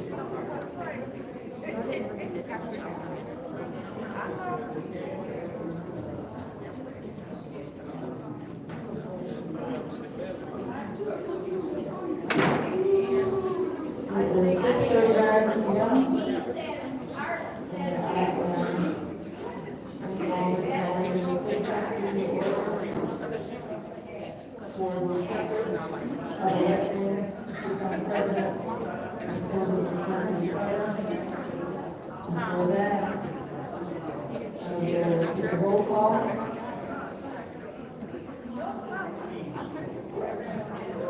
Mr. Allen, Dr. Lewis.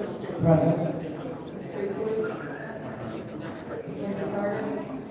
Present. Burns. Present. Chat. Present. Pfeiffer. Mr. Jerry. You have 7 members present. Madam Clerk. Ms. Priestley. Make a motion to put the selection of council leadership on officers in the agenda. Priestley has made a motion to approve the organization of the council to the agenda on the agenda. Is there support for the motion? Support. And seconded by President Lewis. Yes, I am a lawyer. Mr. Allen, Diane, Dr. Lewis. Yes. Ms. Priestley. Yes. Mr. Carter. No. Ms. Burns. No. Ms. Shapp. Mr. Pfeiffer. Mr. Jarrett. Yes. The vote is 5 yes, no.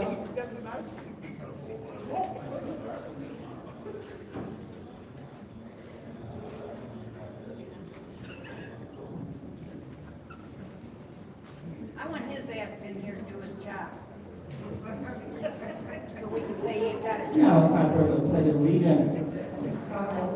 Please use the pledge of allegiance.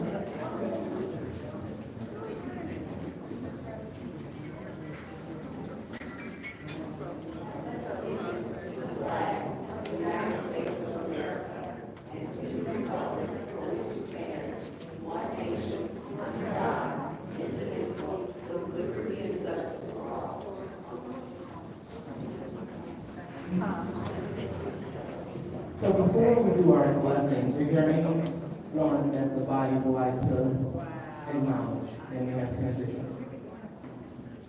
Madam Chair, Go ahead, Mr. Carter. I would like to have a moment of silent prayer for the family of Mrs. Laverne Dawkins, the family of Mrs. Pamela Miller, the family of Mrs. Alice Kemp, and of course the family of Miss Jayla Kills, the 18-year-old that was shot last night downtown. Thank you. All right, anyone else?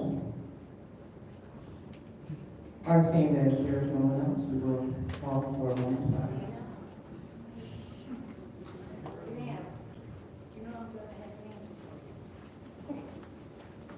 All right.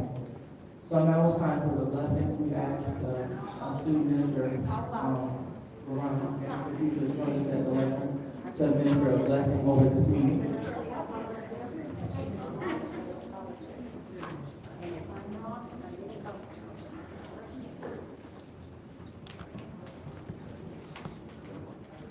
In the name of God, the beneficent, merciful, I pray that you can bless us to come together in peace and harmony.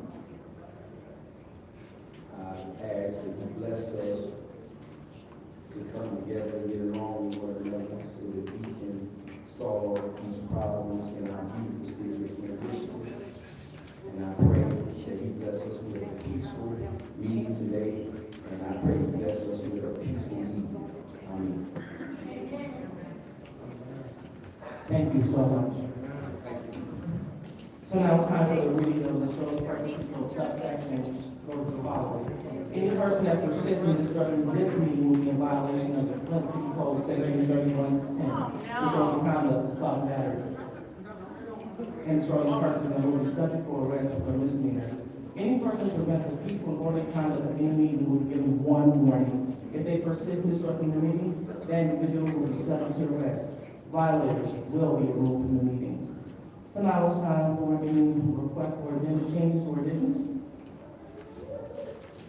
All right, so we have none. We will go ahead and move on to public comment. So the first public speaker, Madam Clerk. First speaker is Arlen Mitchell. Hello, I'm Ariel Mitchell. Live at 759 East London Avenue. Address the situation over on the highway, the road department. We got a new language called the Bible. It gave us the whole Bible of the situation in the water department with the eagle situation. The eagle trying to get out of their own blame somebody, but they can't. But the only Bible we got in the city hall is May's Daily Bible. And you don't want to how to use it, so every time you go use the point of order, somebody May said, go get my daily Bible. But anyway, address the situation about Simon. Simon is a man, he almost got away with it, with all that money, the budget and stuff, until we put back on the Treasury Department. Because just like Mr. Mott, in 1953, a time they would come out and walk half the beat you out and beat you out, and Mike found the best he can and got it back together. And with them black people over there at my college, they call themselves filling in the gap. Flint, I told black people to back off a long time ago. Well, people like Simon says won't get away without money. So, and you know, all that in one day, the new technology program. You see that all them billions of dollars they put over Flint, they can catch every murder in Flint. Whoever shot a gun, but they don't want to tell us, we the people about it. That camera up there, for instance, there ain't nothing wrong with that camera. That's a 1-eye, and nobody want to talk about it. Davina, I told you about it. Oh, I can't talk. I see that's good. Just like Tanya Burns, they do something to me. Just like Fields, who she used to be. They can talk with their eyes and they it's not anything. Whoa! I can't watch. Where? Like I'm saying. You be like this boy together. Talking to her, he's reading the deuce. But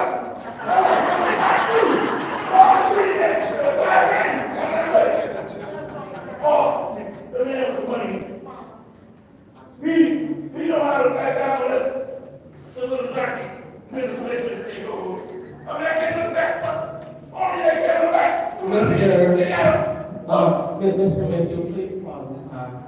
Please, let's refrain from using racial rhetoric like Turkey. Okay, so thank you. So carry on this time. Okay, but like I said, you must have been the great man. Like this. But I can't Grand Blanc. You know, Grand Blanc ain't got no. I'm not really told me don't come back. So don't go back. He said, you look, whatever they're going up there, grab up and you look. Grand Blanc on.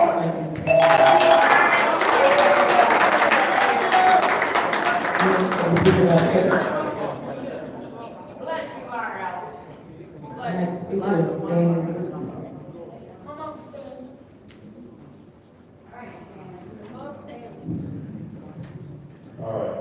First to the city attorney, would you agree with me that the Supreme Court decisions that precedent in the lowest court? I'm not going to expect you to answer that because I know you can't have communication, but I would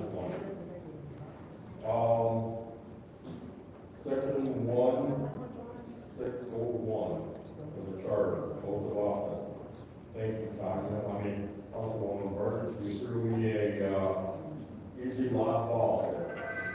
It does say every elected officer and every appointee before entering on official business shall take and subscribe the following oath. And then the oath is there. How many more appointees have not taken the oath? But we're going to what I really want to talk about, section 1-602 of ethics. And you go on to section G, campaign activities using city of Flint property or during working hours. So that's part of my thought on corruption on the third ward voting. There was a time recently when the third ward writing candidate used the mayor's conference for that. Then we go on to section 106 or 1-603, forfeiture or removal from office or cause. Section B, number 1, lack at any time any qualification required by law or by the charter. The charter says you must live for 1 year in your ward before you can run as a council and run a council member. The first ward councilman did not follow those rules. And then I gave a little history speech the other day or a couple weeks ago. And hopefully I got enough time to get this out, but it's Cohen v. California. A man named Paul Cohen walked into the courthouse in California wearing a jacket that said, "Fuck the draft," protesting the Vietnam War. He wasn't violent, he wasn't loud, he just wore the jacket. The words on the jacket could offend some people and cause trouble, so the government wanted to say that they could legally punish him for that. The Supreme Court came back and said, no, we agree with Cohen. They said that the government can't ban words just because they're offensive and part of free speech, even if the words are shocking or vulgar. So what it means, state protects the rights to express. Thank you so much, Mr. Stanley. And our what's the most illegally. Next speaker, please.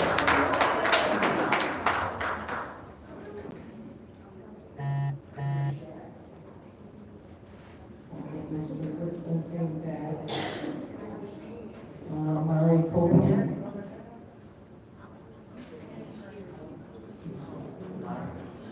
Elani Copeland.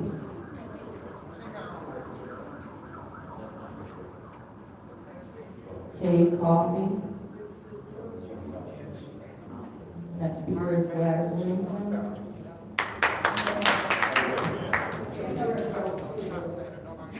Listen, I am getting sick and tired of people from back there coming up here, not having the proper paperwork. You look at an F in fail because you come here, you don't have the proper paperwork to show where you spent money that you got and where you want money. You don't have no paperwork to show for that. You don't have no accountability for the money you spend. You don't have no accountability for absolutely nothing. You don't know how many people work down there. You people are a joke. Literally. You sit up and you laugh at us. But we watch you come up here time after time and not be prepared for questions before this city council. Time after time you come and not have paperwork. Excuse me, Mr. Richardson, could you please address the body? Yeah, you know who I'm addressing. Don't make me get on you. Stop her time. Please address the body. Thank you. Thank you, and thank you, this floor here, that hold these people accountable. Don't please respect us for coming here and putting up with what we have to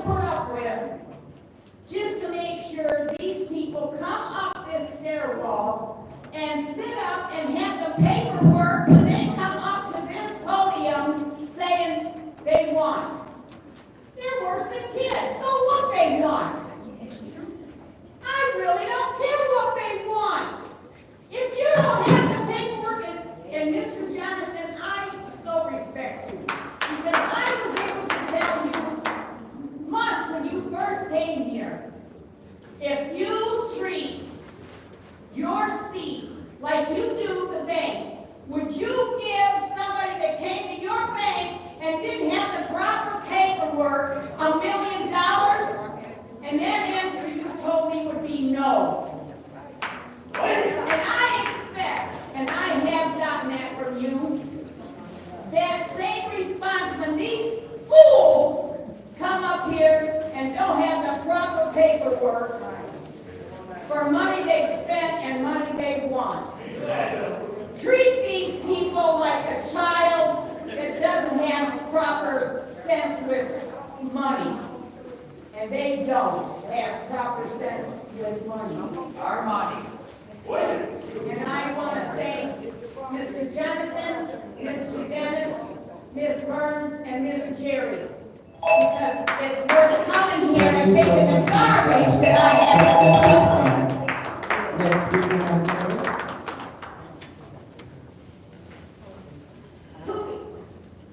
The next speaker is Beverly Biggs-Lee.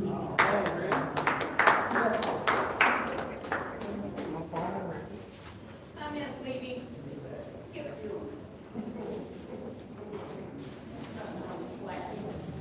Bunch of crooks. Bunch of crooks. I come here and beat around here as crooks. You got the audacity to keep bringing up stuff about me. Your finances ain't paid. Why you worry about my bills? Worry about you. And I don't, you talking about you own your house? Boo-boo, I own 3 of them. Just because you have a house, you ain't the only one that owns a house. This is irrelevant for what needs to be done, but you want to sit back in the back and talk stuff to me, I'll put it on record. I ain't ashamed. You guys need help. And like I said, don't look up. Them are the only 4 that looks up. You got something to say? What you gotta say? How much you gonna steal this week? How much money you gonna get this week? That's what you gotta say? Just give it to them. Vote on your 501c3? They're back there laughing. That's what y'all gotta say? How much you gonna get from acting out? Let's make this plain. Come on, Miss Biggs. You guys have a problem. And it's a big problem. A real big problem. Are you gonna, have Leon to step down from beating up his girlfriend? Let's put the stuff out. You never did a press conference on Leon, but y'all wanna do a press conference on some kids. And this is the thing, the kids are innocent. You don't pray for them. You wanna think about what the good things you done did this week. Stay away from our kids. There's people dying in our street. Chief Green needs to step down. Yes. You guys have no plan for our young people. That's right. But I bet you had made sure that that girl didn't get on the news last night, but you put the back to the bricks on the news last night. Right. Let's put the real stuff on the news. These kids are dying out here in these streets. You have no control. You have this council full of police officers. But you ain't got nobody on the street. Tell them, Miss Biggs. Let's do something about the streets. And Michelle, it's a shame. You get up and speak on the kids and you ain't even got one. It's a shame. You don't know what these parents are going through, and you really do. You 3 don't care. Have a blessed day.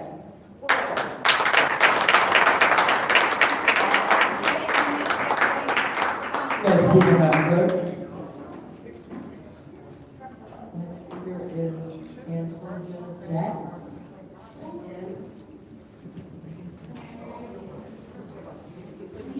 speaker is Ms. Pollard.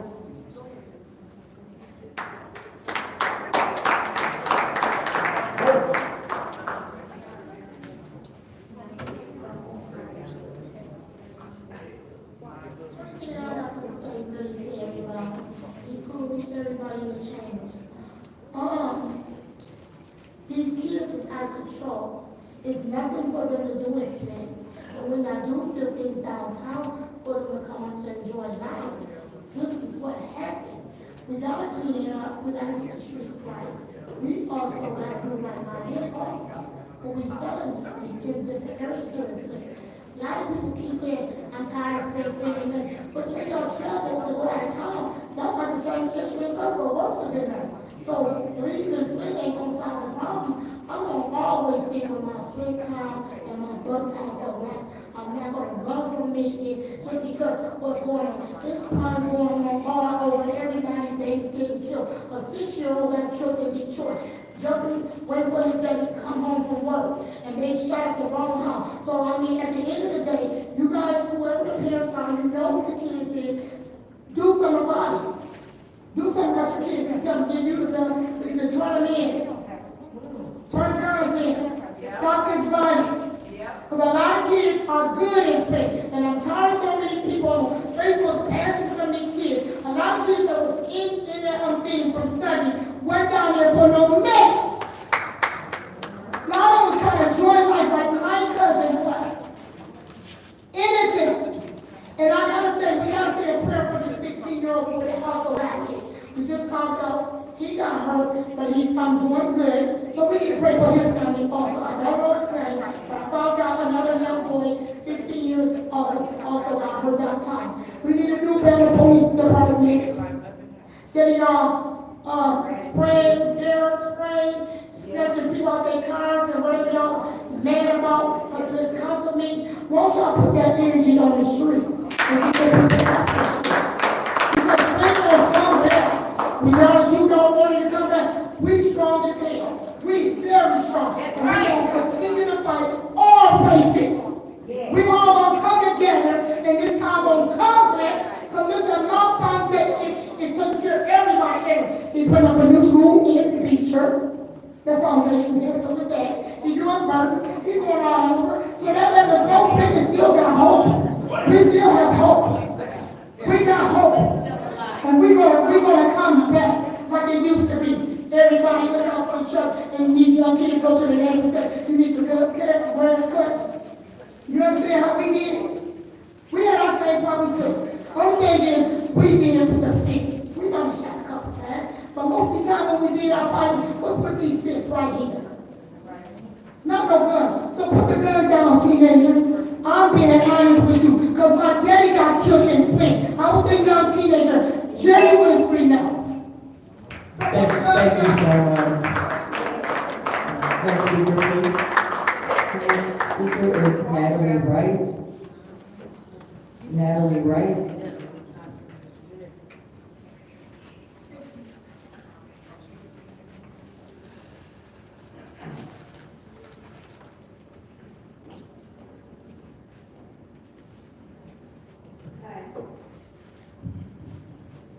I have lived in downtown Flint for 15 years now. The last 13 being at the Hardy building. The front of my building faces the bus station, where we do get some shootings and actions. I've also been going out and enjoying all of our festivals that we have. And one thing I have really noticed in the last 15 years. Can't hear you. One thing I have really noticed in the last 15 years is that when there's a predominantly black event, it is just not going to be staffed the same way. Okay, all right, I would talk your really like talk. to contrast Rock Fest, that was so gratuitously staffed, but that's why we were able to have the intervention we did when Vulgarity was on fire. Because it was ridiculously staffed, and I'm tired of this way being put on the parents. When white people could drop their white kids off to a rave-like atmosphere and know that all the drugs they did, it would be fine. They could pick them up with the Red Cross tent. Where was the Red Cross tent yesterday in that heat? You know, where were the sheriffs? I would like to see a side-by-side report on how that was staffed. You know what I mean? It was known that it was going to be a big event. And time after time, I see it. And the parents. How come the white are not? It's just not the same.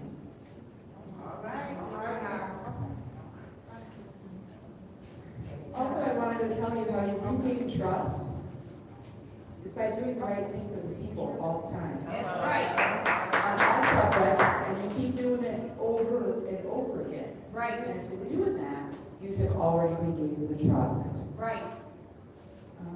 I would also like to say, this stuff about Leon is bothering all of us, and that you don't want the youth to be violent, but you're not holding this man accountable who's in a city council position. I would also like to read you something that I found today by Miss Annalisa Padilla. What happened and keeps happening in Flint is also a result of people not having a third space anymore. A third space is the concept that we have home and work and a third place to gather and socialize. Studies have shown third places are disappearing. We have lost pubs, bars, restaurants, libraries. People have nowhere to gather, especially young Black people in our city. So they keep making places themselves. These places are wholly unregulated with no quorum because no one is held accountable. Here's the thing, as I said, I wanted to read all of this, and I will get back to reading this and skip back down this. It wouldn't have mattered what color the people were last night with that little staffing that was found happening. Why does that keep happening? Why does it appear that we do not care about our young Black people here? We also need to hold cops accountable. It's very odd that they show up to police, drop off. Thank you.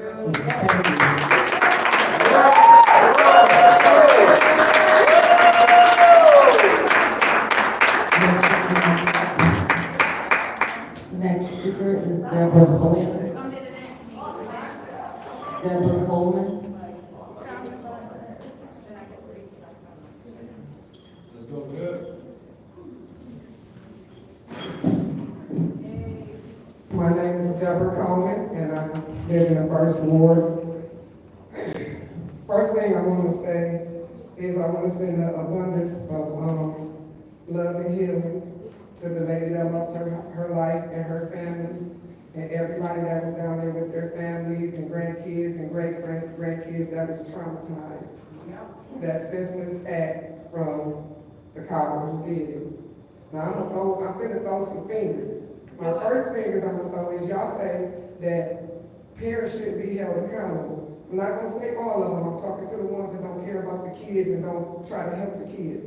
I got a son that's about to be 36 next month. I got a 25-year-old daughter. And when I was raising them, I was in their business. I was pulling up where they was at. I was dropping them off. I was sitting in the parking lot. And anything that my kids got into, guess what I did? I got on the phone. I'm calling people mamas, daddies, uncles. Y'all know them? Most of the time, all these kids is out here getting into it. Their mothers and grannies and stuff went to school together. And if people talk, that'll make it even better. Maybe they'll calm down. So parents do need to be held accountable. The second thing I'm gonna throw out here, y'all keep saying that what the police got to do with it. The police got a lot to do with it. Because yesterday, they didn't patrol that. When I came down here through here Saturday, it was police presence everywhere. But they wasn't out there last night. I don't know if y'all trying to prove a point or whatever, because y'all sure did the pig jump out boys jumped out on some 58-year-olds and sprayed us because we was just getting food. But wasn't nobody jumping out there on them kids last night. They can't tell me they can't get out there and control them kids. That baby, downtown ain't even a mile long. Detroit is huge. When you go to Detroit downtown, they got police riding on bikes, boys standing at every corner, so y'all can't tell me y'all couldn't control that. Y'all got paddy wagons. Put the paddy wagon in the middle of the turning lane. Y'all see these, y'all know grown folks don't have a curfew. Kids got a curfew. Y'all see them kids walking down there with them hoodies on. Walk up to them, ask them where your parents at. If they can't take it to the parents, get them, they say, put them in the paddy wagon. It don't mean you gotta take them to jail. Fill that baby up, bring them downtown, call their mamas, tell their mamas come get them. When they come get them, you let them know I'm giving you a warning. Because their parents know they're not supposed to be down there.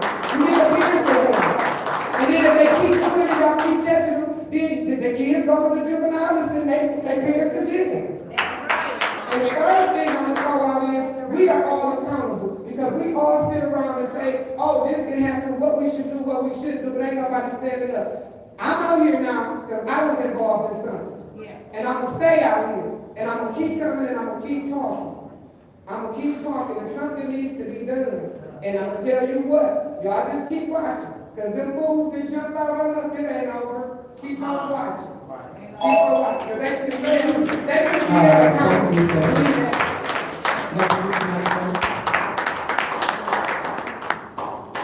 The next speaker is Taylor Sampson. DC version 4.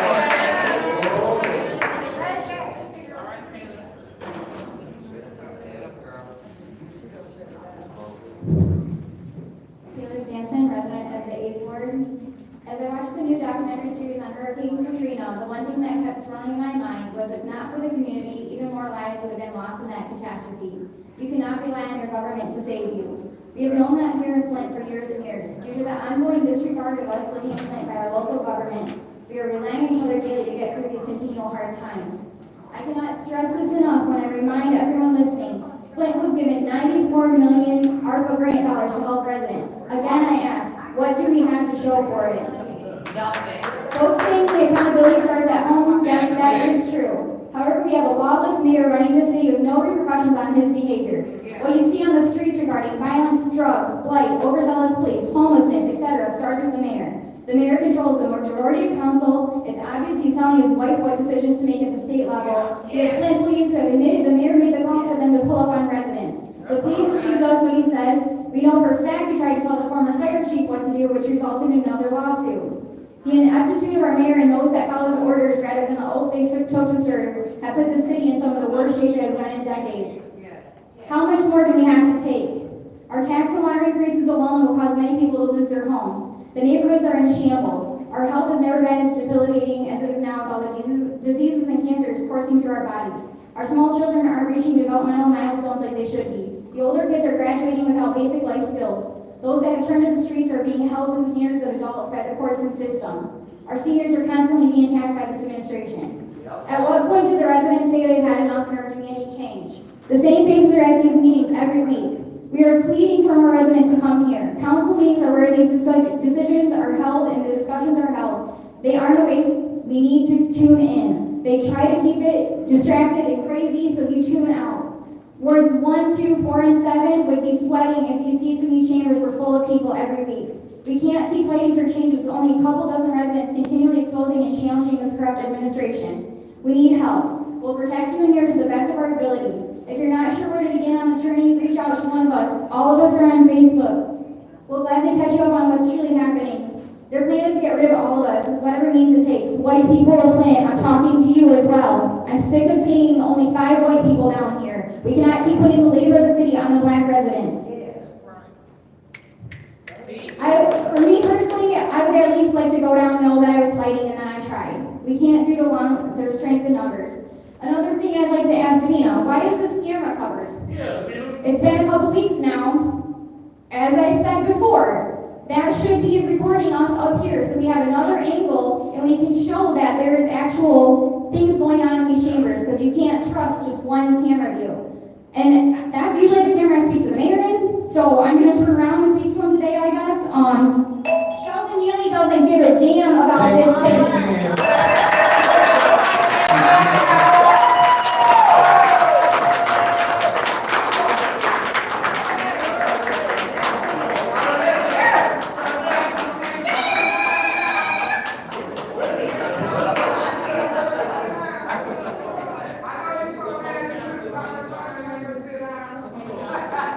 The next speaker is Audrey Howard.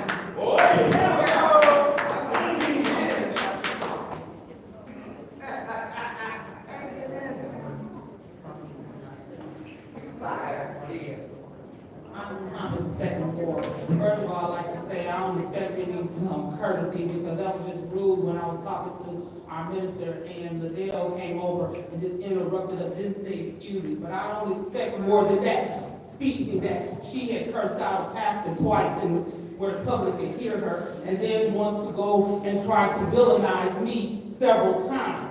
Didn't work. I'm still on the library board. But I'd like to read a post that I saw this morning on Facebook from Percy Glover. He said, "Effing read this. And all the community work I do, there are two statements I've heard in the past year about the gun violence in Flint that will never leave my head. Number one, a law enforcement officer said, F them kids, let them kill each other. Number two, a person from the federal prosecutor's office said, we know exactly who the youth are that are doing the shooting, and the only reason they haven't been prosecuted is because they are too young. It would take, it would have to go all the way to DC, the White House, to get approval to indict a minor. That's sad. I remember a lecture that was made by the Honorable Minister Louis Farrakhan called Justifiable Homicide, Black Youth in Peril. Peril spelled P-E-R-I-L. He's also had it reverted over to a book. They are setting our children up to go to prison, to the grave, us to kill one another. That's why you didn't see the police down here yesterday. Because they knew what was going to be happening. They already knew that. It's time for us as a community to stand up, unite, take our streets back, take our youth back. We have to. Now sit up and say, now don't twist this narrative and say I'm speaking up here because I'm angry and I'm hollering. No, I'm passionate because I see our babies dying in the street. Wholesale from a lack of the work that should be done. But what do we expect from our mayor's office when he came into office and lied and said the city was in deficit when Karen Weaver left him a letter and said, I'm leaving you 20,000, was it 20 million? 20 million? $20 million was left there, but he lied and said it wasn't there. And she left a letter, and then he said, oh, we found $20 million. You didn't just find $20 million. It was already told to you that it was there. So his lies has continued on. So why would we expect that they will do something now to help come back and come with a crime plan when they have been saying this all along? Even before we got in office, they've been saying they're going to do something about crime and haven't done nothing. Keep standing up, y'all.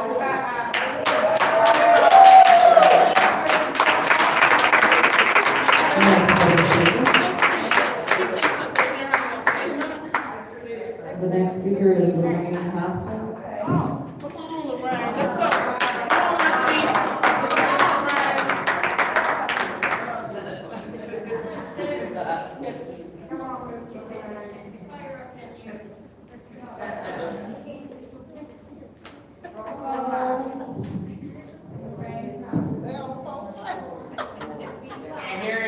With that flip-flop stuff, I'm not really sure about which ward.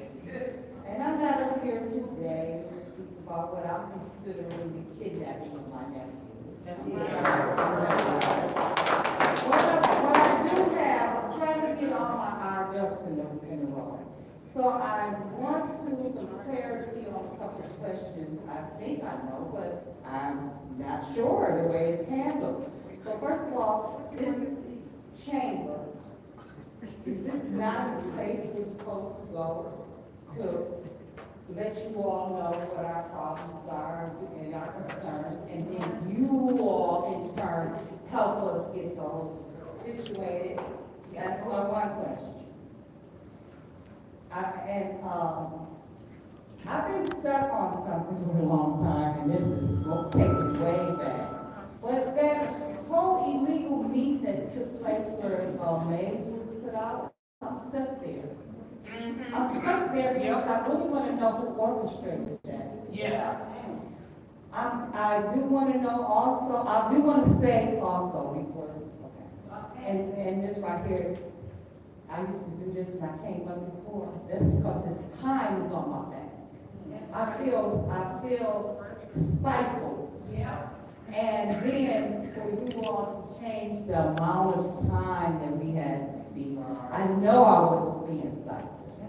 But anyway, I would like to say to Burns and Pfeiffer in particular, I am very proud of the political maturity that has taken place between you all. Yes. And with you all. I would also like to say is a huge thing to be able to get yourself where you can go in between making these seats come alive and removing yourself and being able to be an actual council person to the people who elected you instead of having your own personal self in here. See, the government actors have to be able to move from one space to another space in their head. And I am very proud to see that you all, and since I've been paying attention, of course, to Mr. Carter, and you're Mr. Jerry. I love the way you carry yourself. And we need to do this. This is what we need to do. We need to stop saying this side and that side. This is an illegal and legal stuff. Either we're gonna do it right, or we're not gonna do it. We shouldn't be doing it at all.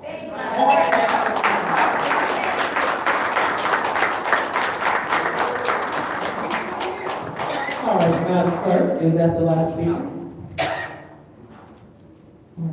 Next speaker is Claire McClinton.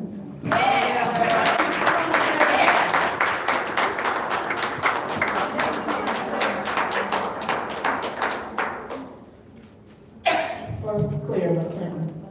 First of all, our hearts go out to the victims of the gun violence. Yes. And we just have to pause and give our sympathy to that because we can't get used to that.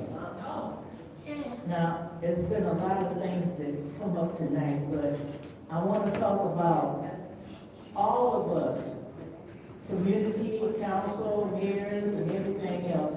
We have got to step up our game and do more because the conditions in our community is going down. So all of us have to step up and do more. And I want to challenge some of the other organizations that's in our community whose silence is deafening. They're not speaking out. They're not coming forward. The Republican Party, the Democratic Party, the UAW, this new group called the Indivisibles, all that, the League of Women Voters, the NAACP, your community, your neighborhood block club. We need to come on out here and stand up and stand for what's right. And not be intimidated and scared that we're going to be arrested for using our voices. Now, I want to go back because this thing with the police is escalating. And let's go back to May 1st. On May 1st, a group of community people called for a demonstration out in front of City Hall, fighting for democracy. And I went out there, and demonstrations and things like that is just second nature to Flint residents. We fight for justice. We all about justice. So I went out there and joined the thing saying our democracy was in danger and things like that. And I joined the group. I didn't even see a police. I didn't see one. But 1 month later, June 1st, when we gathered out here to march and drive to the park, we was met with state troopers and Flint Police Department. Now, what was the difference? So there's a difference in the treatment. And some of the folks tonight brought up difference in treatment, difference in protecting and serving to different groups. I challenge the council to use your subpoena power and get the police up here and then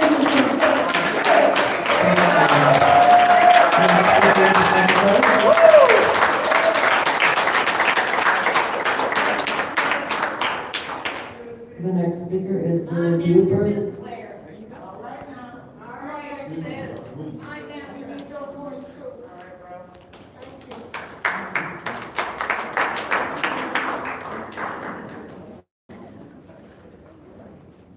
Good evening, council members.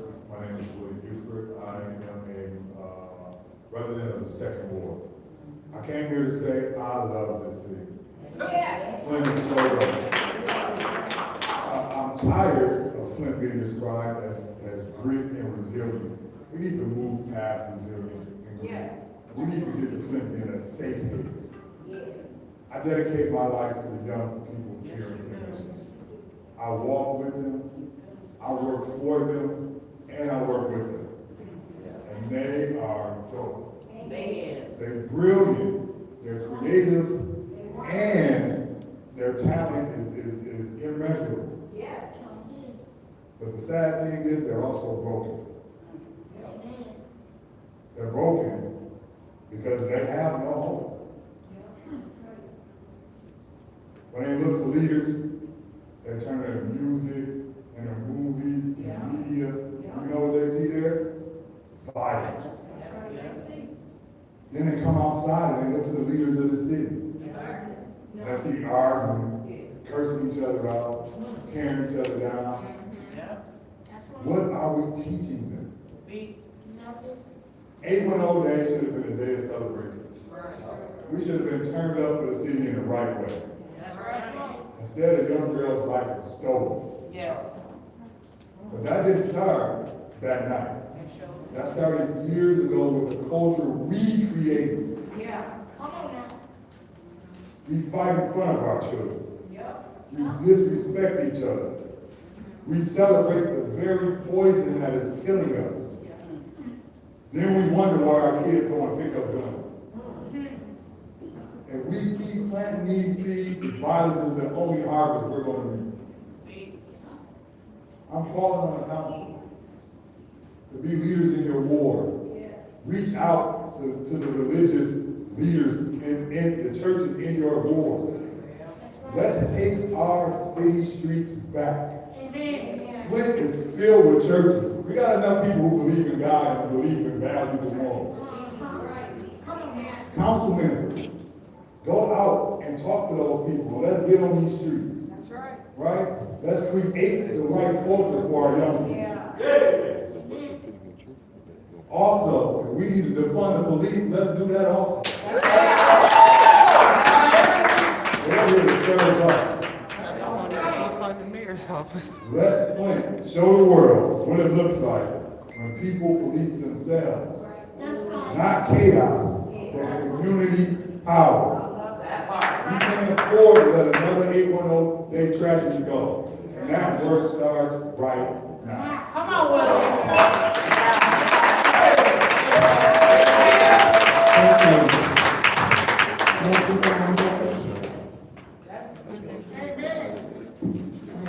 The next speaker is Lola Guerrero.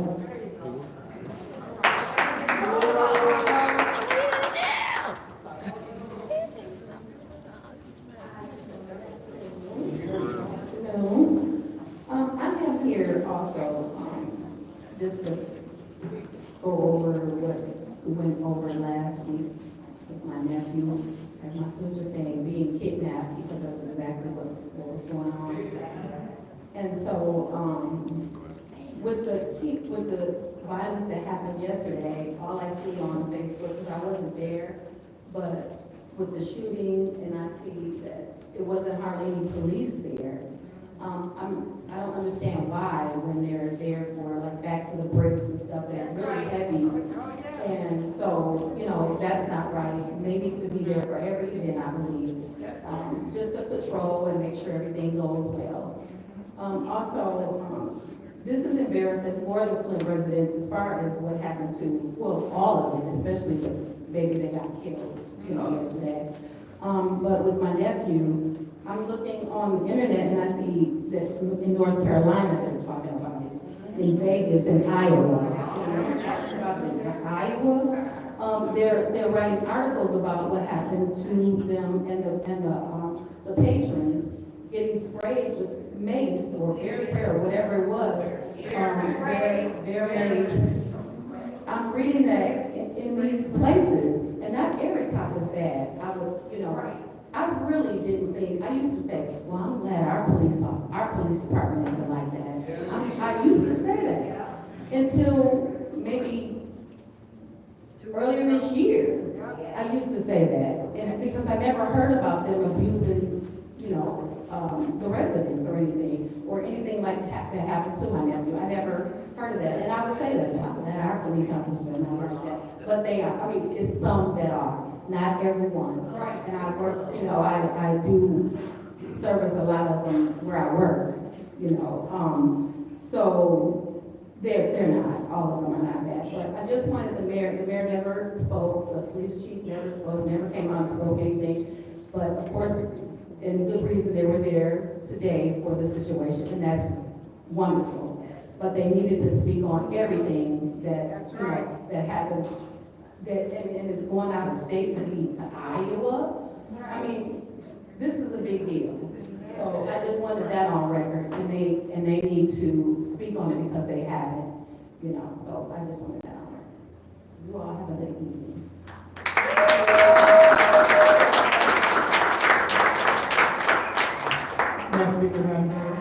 Next speaker is Sarah Houston.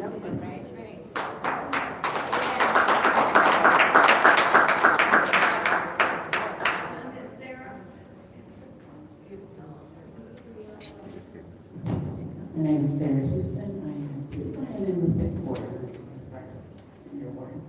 I am a lifelong resident, proud daughter of two deaf individuals born and raised here in Flint, Michigan. And I would be wrong if I first did not say you never have sign language interpreters or access for your deaf residents in the city. Michigan School for the Deaf is right here in Flint, Michigan, and you never, ever think about them. Mr. Mayor, I used to stand beside you doing COVID work, but now you have nobody. I don't have to be there. It ain't about me. I'm eating. Other folks can eat. But access for my deaf son, for my deaf nephew, for my family members, for my community should be here at all times. Certified because it is the law to not do so. As of that part, eye contact. I watch on Facebook these meetings a lot. Liddell, I'm very disappointed. If you don't like them, you don't look at them, babe. And we talk often. I'm very disappointed. I understand that people rub you the wrong way, but you have a job to do here. You are paid to listen to everybody, and not just those that like you or support you. That's not fair. That's not right. And as a person who believes in calling out right and wrong, I'm gonna call you out on that.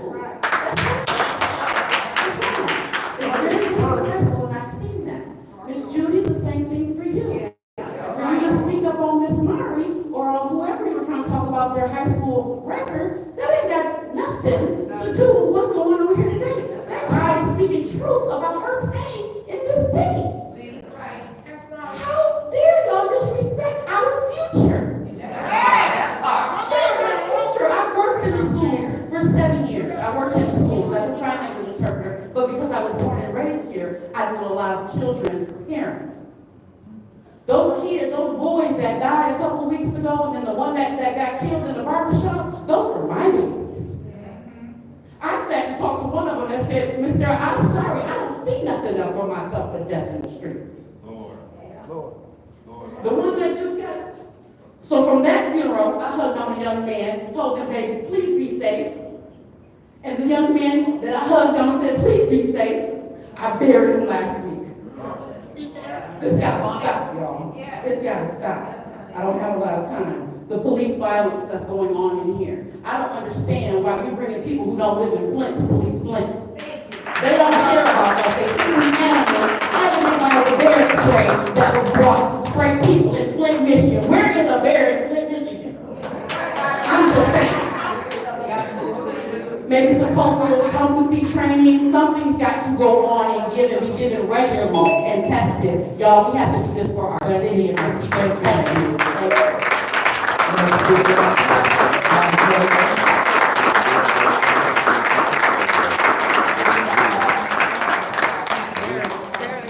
Next speaker is Miss Jo. Good job, lady. 21. I mean, 1. How y'all doing today?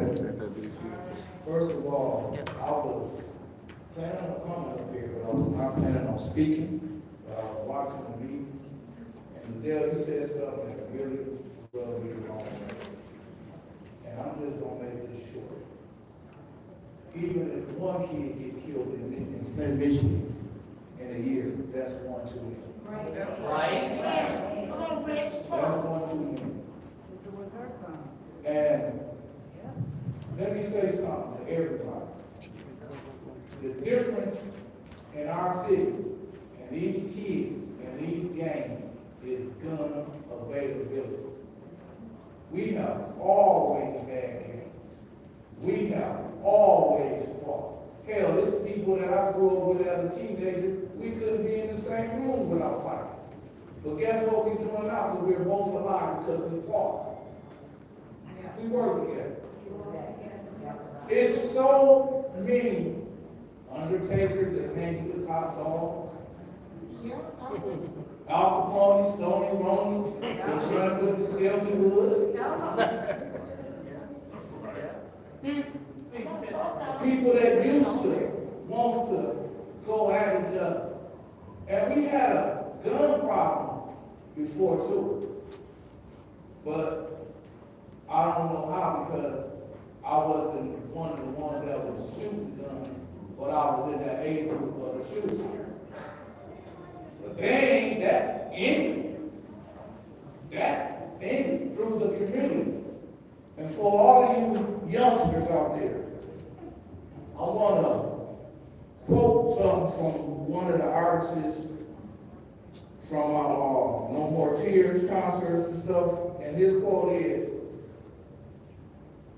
"Collect calls so you know it's me. Then just let it ring, out of sight, out of mind. That's a real thing." Now I want to play y'all as much of this song as y'all can hear. And this is for all of these young kids out here.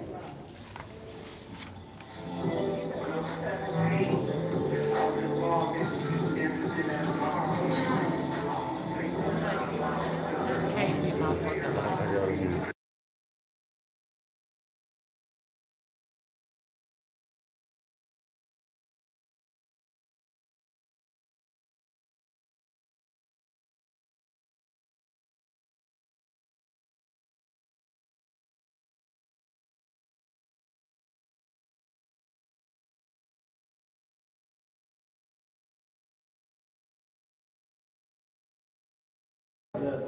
Who was involved in the drive-by shooting into which an innocent girl was killed in the city of Flint. Thank you.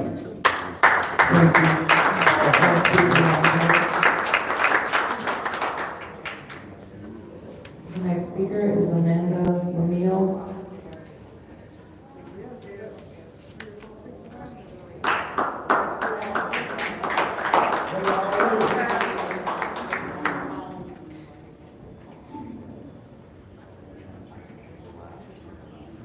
Hi, I am Amanda Lamiel.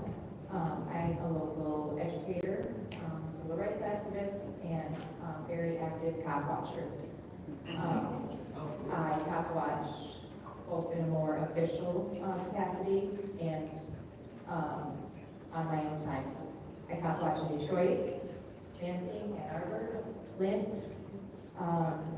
all around Michigan. Police in Genesee County are tyrants. And I'm telling you, almost every weekend, I'm in Detroit. Detroit police are tyrants. Flint police are worse. So let me tell you about a little, some inconsistencies. I assure you that the way, grow up, don't roll your eyes at me. Okay, grow up. So the police response to different events in this city are not equal, they're not adequate at all. They are not equal. So Saturday morning, I got downtown at 8 a.m. to start setting up Drop Fest, and I did not leave until the end of the night. By 11:30, Saginaw Street was lined with deputies. Lined. Okay, so that's preventative. Check that, preventative. It's a planned response. Okay?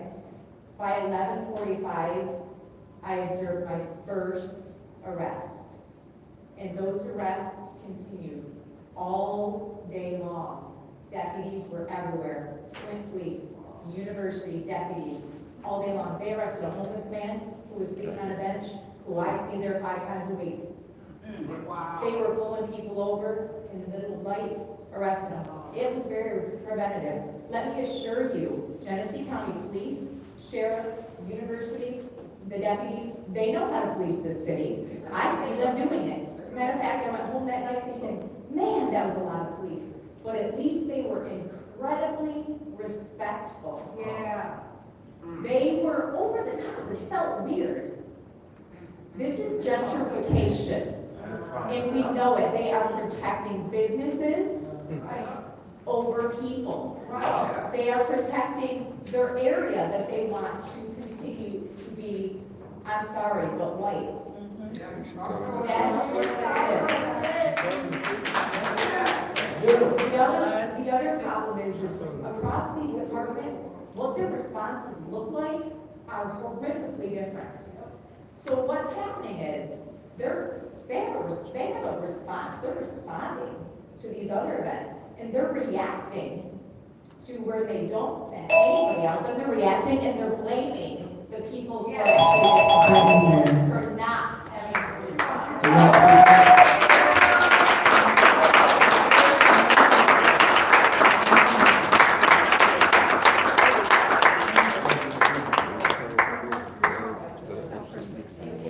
The final speaker for this meeting is Tanya Jones. Go, sis.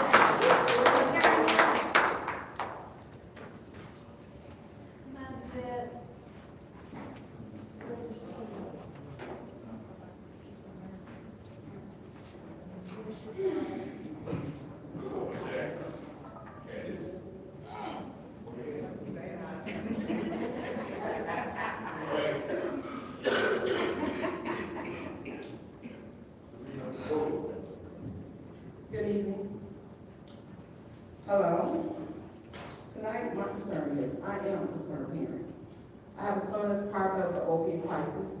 He's autistic. Also, he has sickle cell. Liddell, one day it could be your son. I know that you have a son. You look me up, it could be your son. Nobody is exempt to what's going on. So I hope you can handle what I handle. Don't ever think it can't happen to you.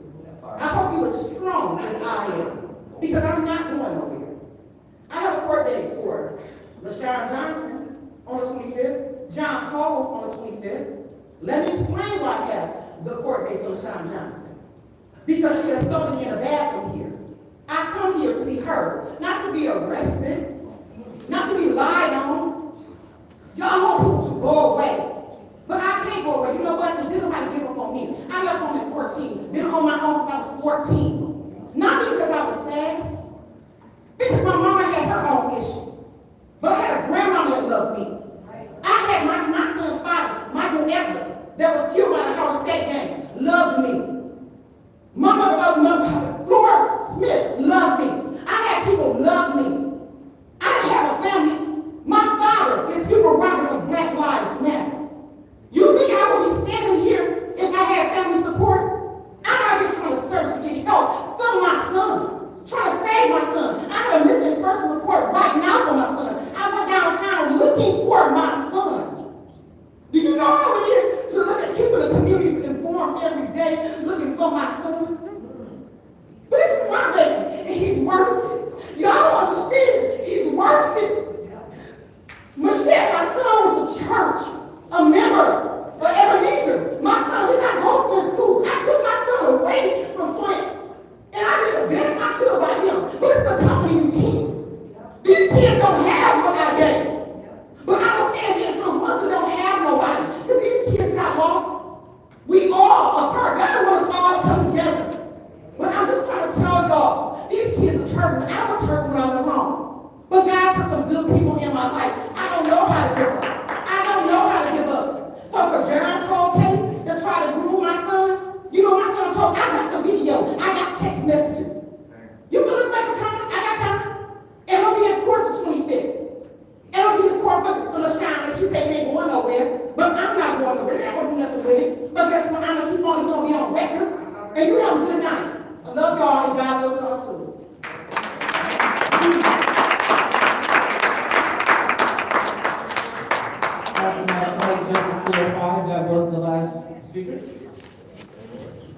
That's correct. Okay, thank you. So now it's time for council comment. Any council members would like to respond? Madam Chair. Go ahead, Ms. Brown. Thank you. We only get 2 minutes, so I want to say to Lorraine and Lola, keep coming, keep speaking. Lorraine, you are a very dear friend to the late Councilman Eric Mays. It's good to see you still here. And for the Lawson family, I hope whatever justice looks like, that you receive it.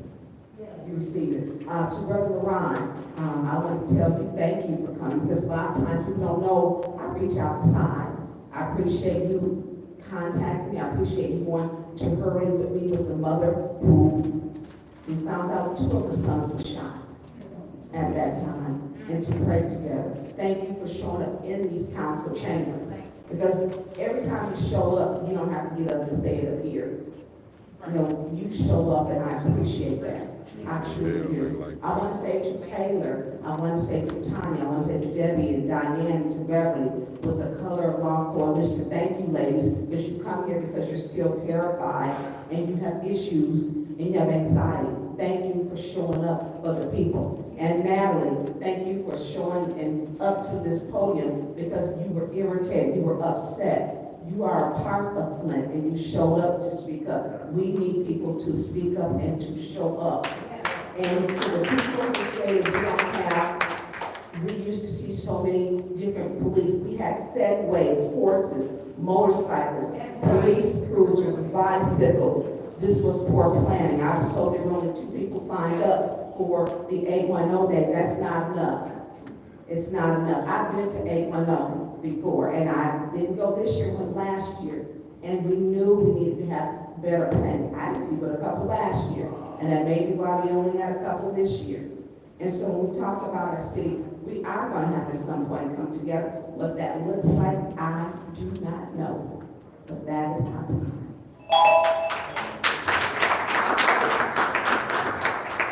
Anyone else? Anyone else? Yes, Madam Chair. Go ahead, Ms. McCarthy. Again, I would like to thank all of the residents for being here, being engaged in the process. I want to say to Mr. Stanley Woods, thank you for all of the information that you bring forward to us. It's well needed. Thank you.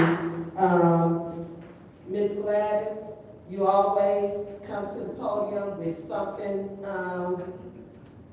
insightful. And thank you. Respect you. Thank you. Ms. Natalie, thank you for what you said, because it is a difference. It's a definite difference. You'll see the difference this weekend coming. We have, the bricks, back to the bricks. So you'll see how well patrolled back to the bricks is going to be this weekend. Deborah Coleman, thank you. What you said, it resonated, and what the young people don't understand. Yeah, back in the day, and Rich, you touched on this, back in the day, yeah, we had the gangs and all that, but what we did have was the village. We had the village raising the children. I lived on Russell Street.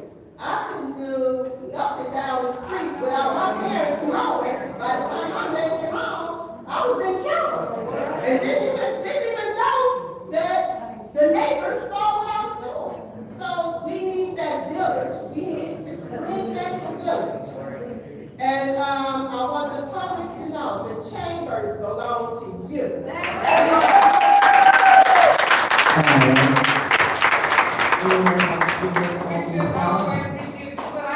Ma'am, let's stop yelling now. Okay. Go ahead, Ms. Bruce. I feel like you made some very good points, especially in regards to parenting. You know, I raised a niece, and she came to me from a broken home, and both parents could care less at the time. They're drug addict at the time, and alcohol. That was a very difficult time to try to raise that child at 14. I didn't know where she was all the time, but I tried. I tried. She's doing well now. I just want to find her son. I really do. What happened to him is shameful. Absolutely horrible. I find it very appalling. And I'm glad that that man is back in prison.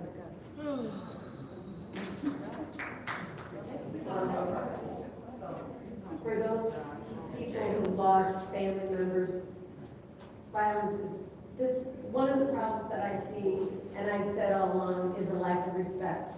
Lack of respect for human property, for human life. And they're not taught in some homes. And that's a shame. We need to have respect for one another. And we see it here all the time. So, I sure hope that what I'm hearing isn't true in regards to black events and white events. Oh, shut the hell up. Shut the hell up. Man. She the same one that called us colors. Excuse me. Let's go ahead and start. Ain't nobody want to hear that shit again. Would you please take 15 more seconds? Use a audience, please. Let's be respectful of the council. Okay. Sorry about that. Please Thank you. Because I don't think it should be a difference.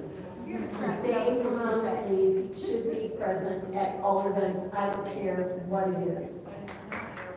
I am not in favor, and I've always fought the black versus white because I don't see it. Man, bullshit.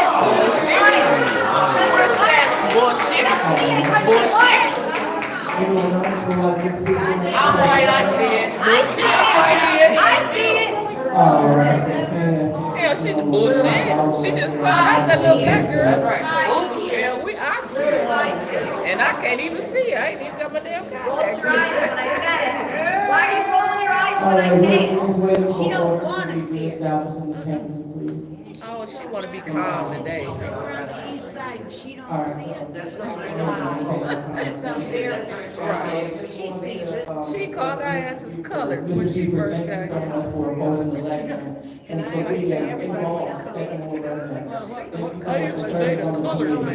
and also for putting out real solutions, viable solutions on Facebook, that we can employ that. Don't sound good. I know when you're upset, but when you're upset, it's time for us to come back with solutions. So I definitely support that, and hopefully with the Merle Park Neighborhood Association, we can get that going, especially in your neighborhood, and spread that out to the entire second ward. Because again, it starts with every home, every block, it starts with the neighborhood, it starts with the community. So again, thank you so much for your work and for coming to the meeting. And also, Miss Natalie, I definitely appreciate you for addressing the lectern. But as you watch the meeting, what you don't hear is when I look at people, I'm accused of intimidating people when I look at them. Oh, man, you call the police, you knock us down. So when I look down or look away, then I'm being disrespectful to people. Lord, she can lie.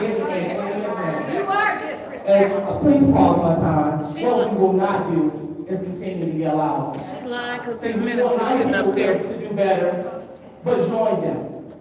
This is ridiculous. She lying because Minister LeBron sitting up people there. to do better, older people start here. This is ridiculous. Come on, man, We want to get let's upset when they act up in the streets. Let it You show. want to know why she's saying that right now? She's saying Because that minister up that there. woman embarrassed her. Yeah. And she wants to turn it on So us. much. So, again, I'm bringing the individual who's yelled out to the order.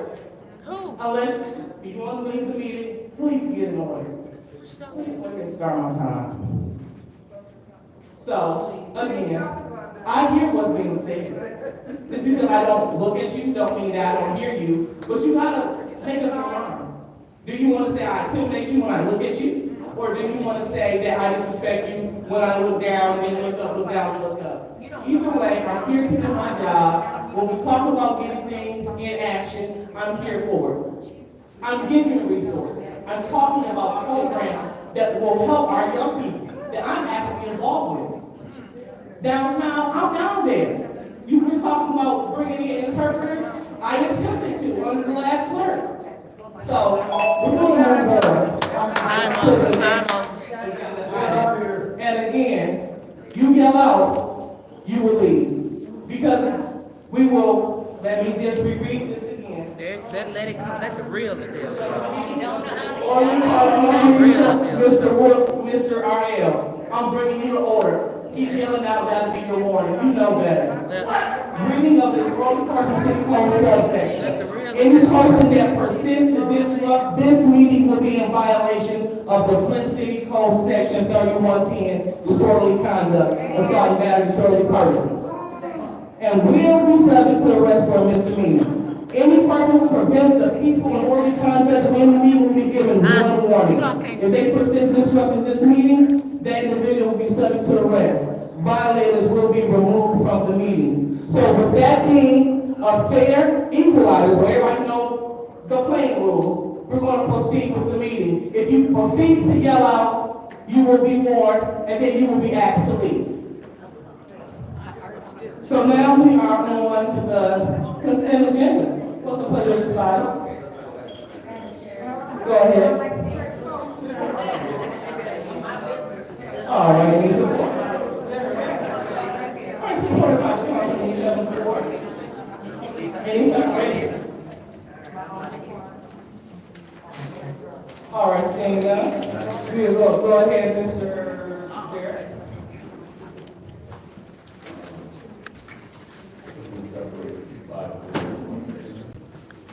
Please speak to the microphone. 250. Okay, for, did you say 182? 1 hour. Did you ready? Okay. Hey, Tune into the city feed or whatever. tune into the city feed. Oh, Family. We All about to they bounce do is the out. same shit until Oh, I gotta 2026. plug.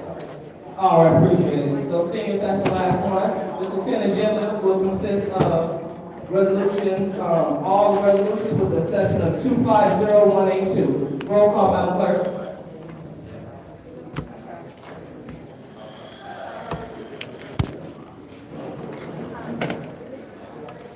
For the record, I also want to note that 25019 and 25023 were postponed. Thank you. Dr. Lewis? Yes. Mr. Burns? Yes. Mr. Burns? Yes. We out. Mr. Sapp?